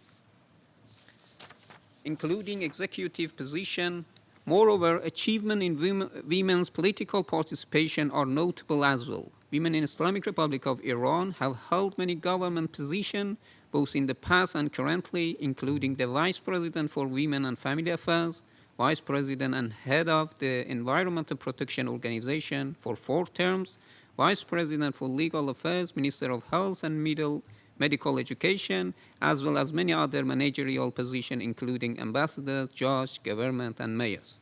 Mr. Chair, a group of countries, including my own, are concerned with the process of tabling such a resolution in the second committee. Our position were continuously expressed in the informal consultation of this resolution, but were not taken into consideration procedurally or substantively. My delegation deeply regrets that controversial and non-consensual concepts which are in contradiction with the national norms and cultural values of many member states still remain in the text. Islamic Republic of Iran also strongly expresses that the second committee does not have the necessary expertise to discuss the issue of gender equality and the empowerment of all women and girls. In this regard, we would like to reaffirm that the mandate of the second committee is the focus on economic and financial matters. Moreover, there is already a resolution in the second committee entitled Women in Development regarding the role of women in realization of sustainable development. My delegation officially announces that the Islamic Republic of Iran is not committed to those concepts which are in contradiction with the Iranian national priorities, laws, and policies, as well as cultural and religious norms and values. I would like to clarify that my delegation reserves its right to interpret and implement the provisions contained in the present resolution consistent with the national laws and development priorities with full respect for the various religious and ethical values. Mr. Chair, I would like to request this explanation of the vote be put in the records and be included in the relevant official reports of the second committee and the General Assembly. I thank you very much, Mr. Chair. Gracias por su intervención. Y ahora tiene la palabra el distinguido delegado de Israel. Thank you, Mr. Chair. We wish to extend our sincere thanks to Ms. Sylvia Paula Mendoza-Alguia from Mexico for bringing forward this important resolution and for her efforts and leadership throughout the negotiations. Mr. Chair, Israel voted in favor of this resolution for a simple reason. Gender equality is fundamental for the achievement of sustainable development. We all affirmed this in Agenda 2030 and through SDG 5. At the halfway point of the 2030 Agenda, gender trends remain concerning. The 2023 Gender Snapshot demonstrates persisting gender inequalities across all SDGs. If we acknowledge that the SDGs are interlinked, then we must also acknowledge that each and every one of them can benefit from mainstreaming a gender perspective. We thus welcomed the original request for a Secretary General's report on mainstreaming a gender perspective in the implementation of the 2030 Agenda to be submitted to the second committee. Such a report would allow us to comprehensively assess our progress and ensure we act to achieve our collective commitment. We regret, however, that the amendment allocated the report to the third committee. Mr. Chair, we would have wished all countries joined consensus on this resolution without the amendment. We wish we could have sent a strong, united message reiterating the link between gender and development. In our view, we cannot talk about development while overlooking the disproportionate impacts of developing challenges on women and girls. We cannot achieve economic growth without ensuring equal opportunities for half of our populations. We cannot achieve the SDGs when gaps in access to education, health services, and economic opportunities persist. We cannot advance unless the voices of women and girls are heard and acted upon. Mr. Chair, halfway to 2030, we are failing women and girls. As we do so, we are losing out on an important engine for sustainable development. This resolution is an important step toward the achievement of SDG 5 and ensuring its mainstreaming throughout our work to achieve the 2030 Agenda. Thank you.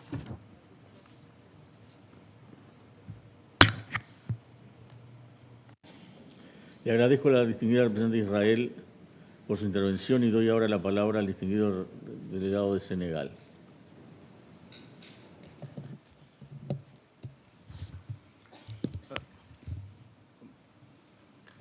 Merci beaucoup, Monsieur le Président. Le Sénégal s'est engagé de façon constructive durant tout le processus de négociation sur le projet de texte L28 et croit profondément que l'égalité entre les hommes et les femmes est la base d'une société juste et égalitaire, où femmes et hommes concourent ensemble à la réalisation du développement durable.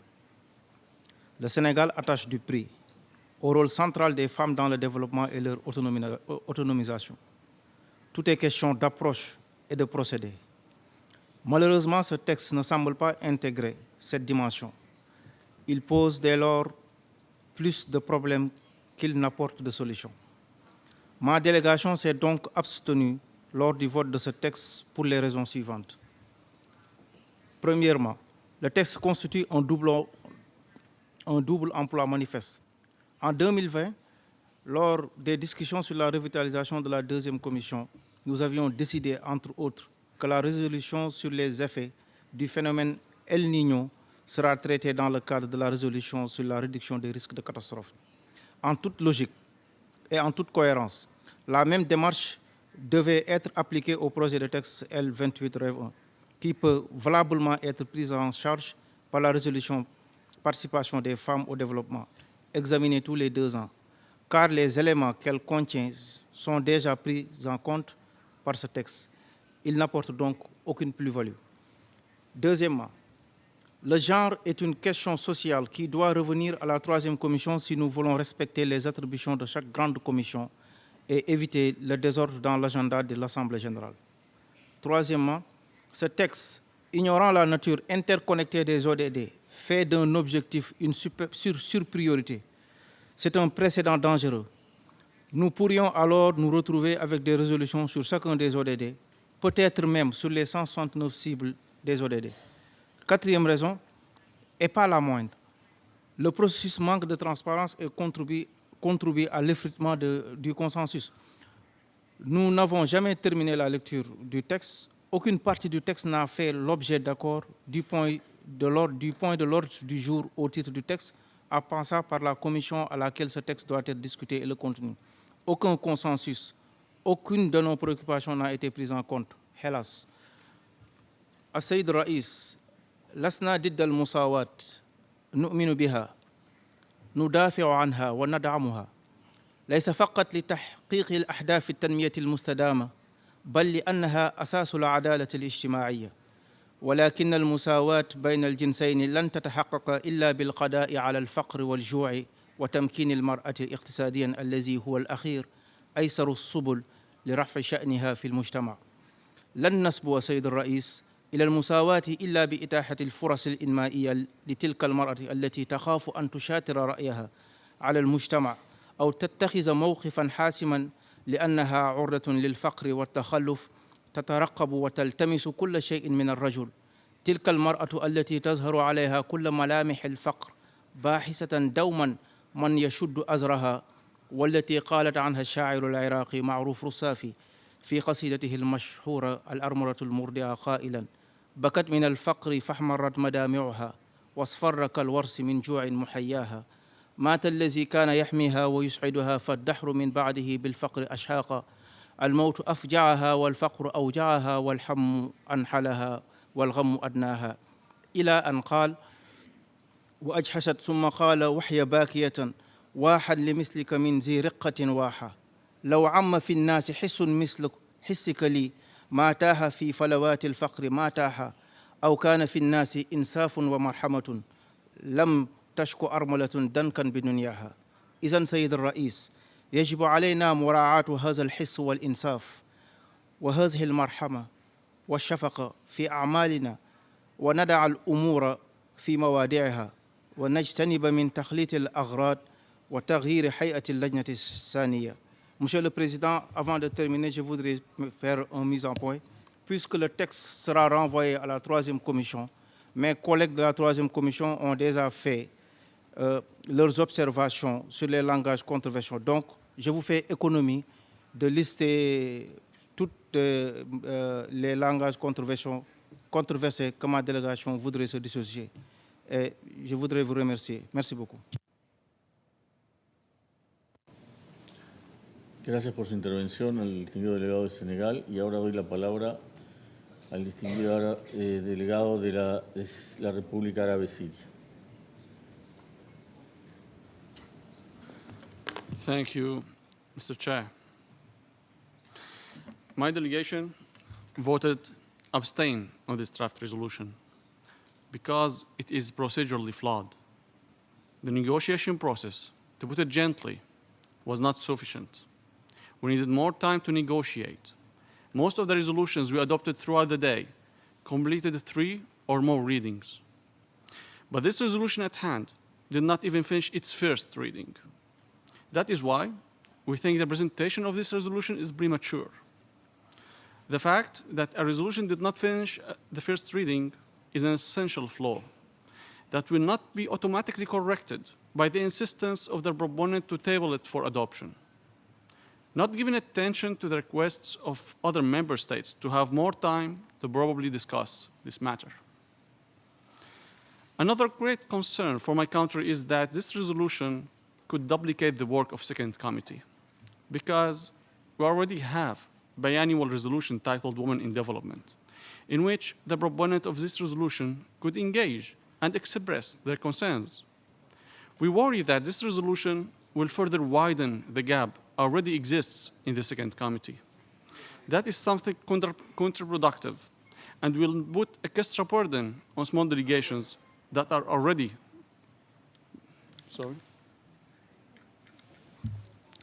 excuse me, Mr. Chair.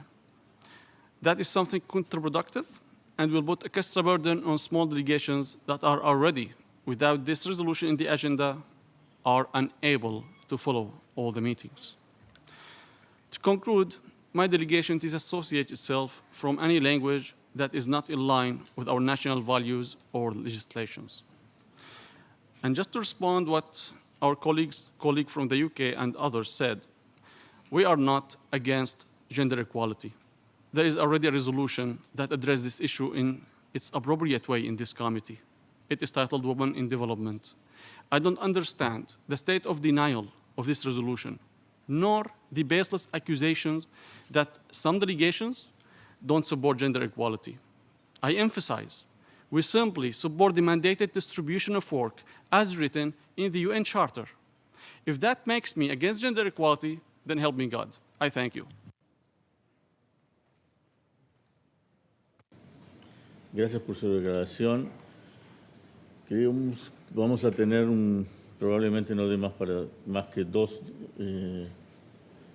intervenciones, porque gracias a los intérpretes que quedan unos minutos más podemos escuchar alguna delegación más de las que han pedido el uso de la palabra. Pero luego de 6 y 10 deberemos finalizar la reunión y las delegaciones que están anotadas en la lista de oradores deberán hacer sus intervenciones en el día de mañana. Tiene ahora entonces la palabra la delegación de México, la distinguida delegada de México.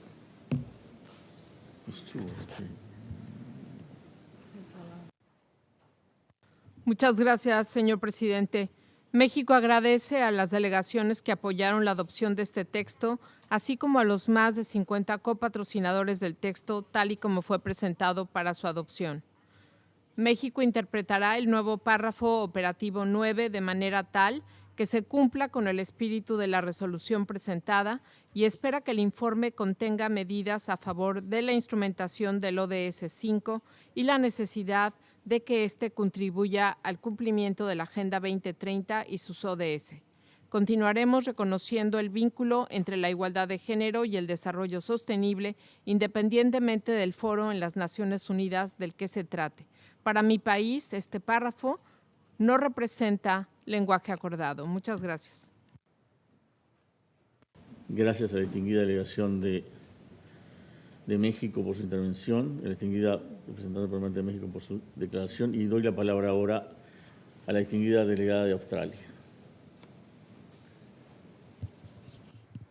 Thank you, Chair. Once again, I have the honour to deliver this statement on behalf of Canada, New Zealand and my own country, Australia.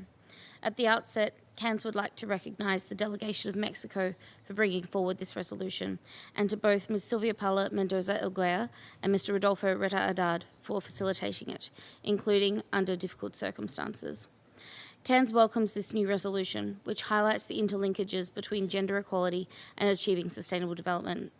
Successfully achieving SDG 5 on gender equality will have positive effects across all SDGs and can serve as an accelerator to their achievement. Indeed, the great wisdom of the 2030 Agenda is in recognising the connection between different aspects of social and economic development and environmental protection. The relationship between gender equality and economic development is a clear example of this. If we closed the gender gap in economic participation, we would add at least $12 trillion a year to global GDP. In other words, closing the gender gap would generate 3 times more money than the estimated amount needed to achieve the SDGs. We are therefore deeply concerned by the opposition demonstrated by some member states to this resolution as proposed by Mexico, and the claim that gender equality is not relevant to the work of this committee. We reiterate that the amendment passed today sets a terrible precedent and seeks to silo and narrow our sustainable development efforts in a way that undermines and excludes half the population.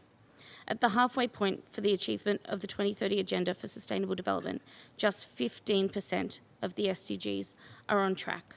We must move beyond these repetitive and siloed debates that hamper progress. Chair, CANS is focused on concrete implementation of all SDGs. We will continue to work in this committee to advance gender equality and the empowerment of all women and girls for the achievement of the Sustainable Development Goals writ large. And we will continue to protect against backsliding, address uneven implementation, and ensure that no one is left behind. Thank you. Gracias. Damos ahora la palabra a la distinguida delegada de Estados Unidos.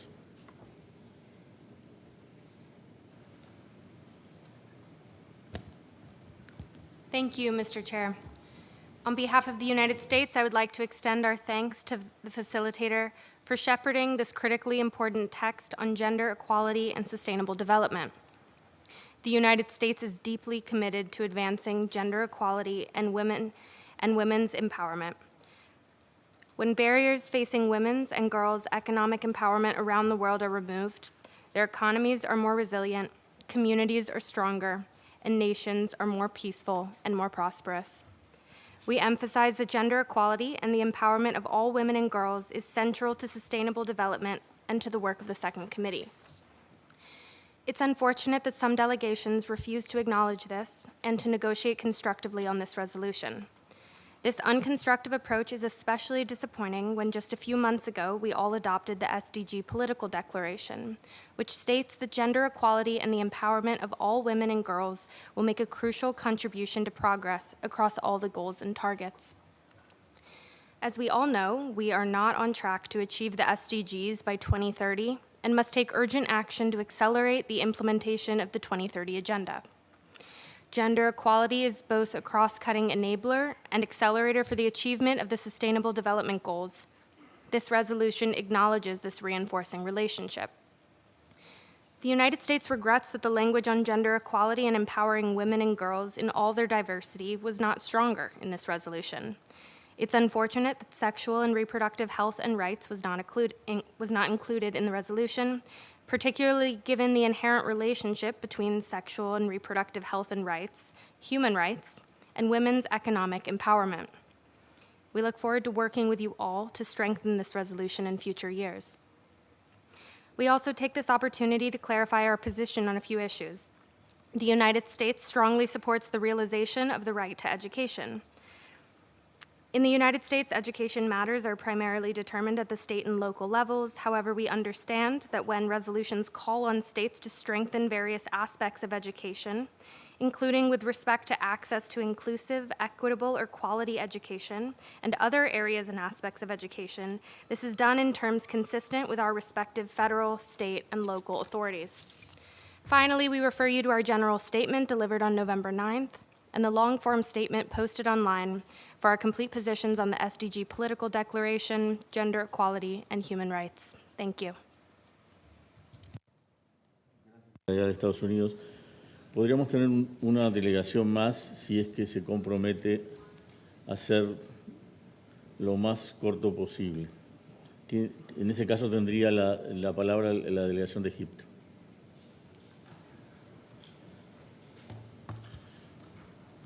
Thank you. I'll be delivering a part of my statement in Arabic.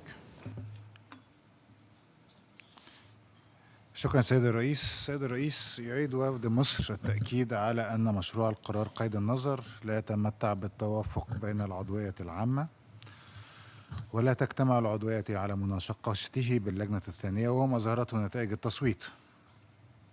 ومن ثم فإن وفد مصر يؤكد على اعتبارنا لكافة الصياغات الواردة فيه أنها صياغات غير التوافقية. وفي هذا الإطار ينأى وفد مصر بنفسه عن الفقرات العاملة رقم 3 و4 من القرار قيد النظر والتأكيد على أنها فقرات خلافية. ونرجو تضمين هذا البيان في محضر الجلسة. Now I would like to use English now for a second. I wasn't going to address this, dear Chair and dear colleagues. I believe we come to here to adopt, to reflect the positions of our delegations. And we use the informal consultations also in that regard. If we do not reach a consensus there, we take it to the formal meeting here, and this is, I believe, what the membership does. I've heard comments about backtracking, about lack of commitment, about other aspects. And I believe that it's up to all member states to decide for themselves and to express themselves in the formal meetings, and this is what happened today. So I believe, and to cut it short and not to respond on different points raised here, that my delegation does not believe that expressing a position of a delegation is wrong. This is the sole purpose of representing a member state at the UN. I thank you, Mr. Chairperson. Le agradezco a todas las delegaciones y especialmente a los intérpretes que nos han dejado seguir unos minutos más. Quedan, si no me equivoco, no demasiados delegados, pero no me parece ni justo con los intérpretes ni justo con las delegaciones que tienen otras lenguas de trabajo continuar en inglés. En este sentido, terminamos hoy nuestro programa de trabajo. Nos volvemos a reunir en la comisión mañana a las 10 de la mañana para terminar la lista de oradores de este tema y tomar decisión sobre las las restantes resoluciones que debamos considerar. Muchas gracias. Thank you very much to everyone, and especially the interpreters.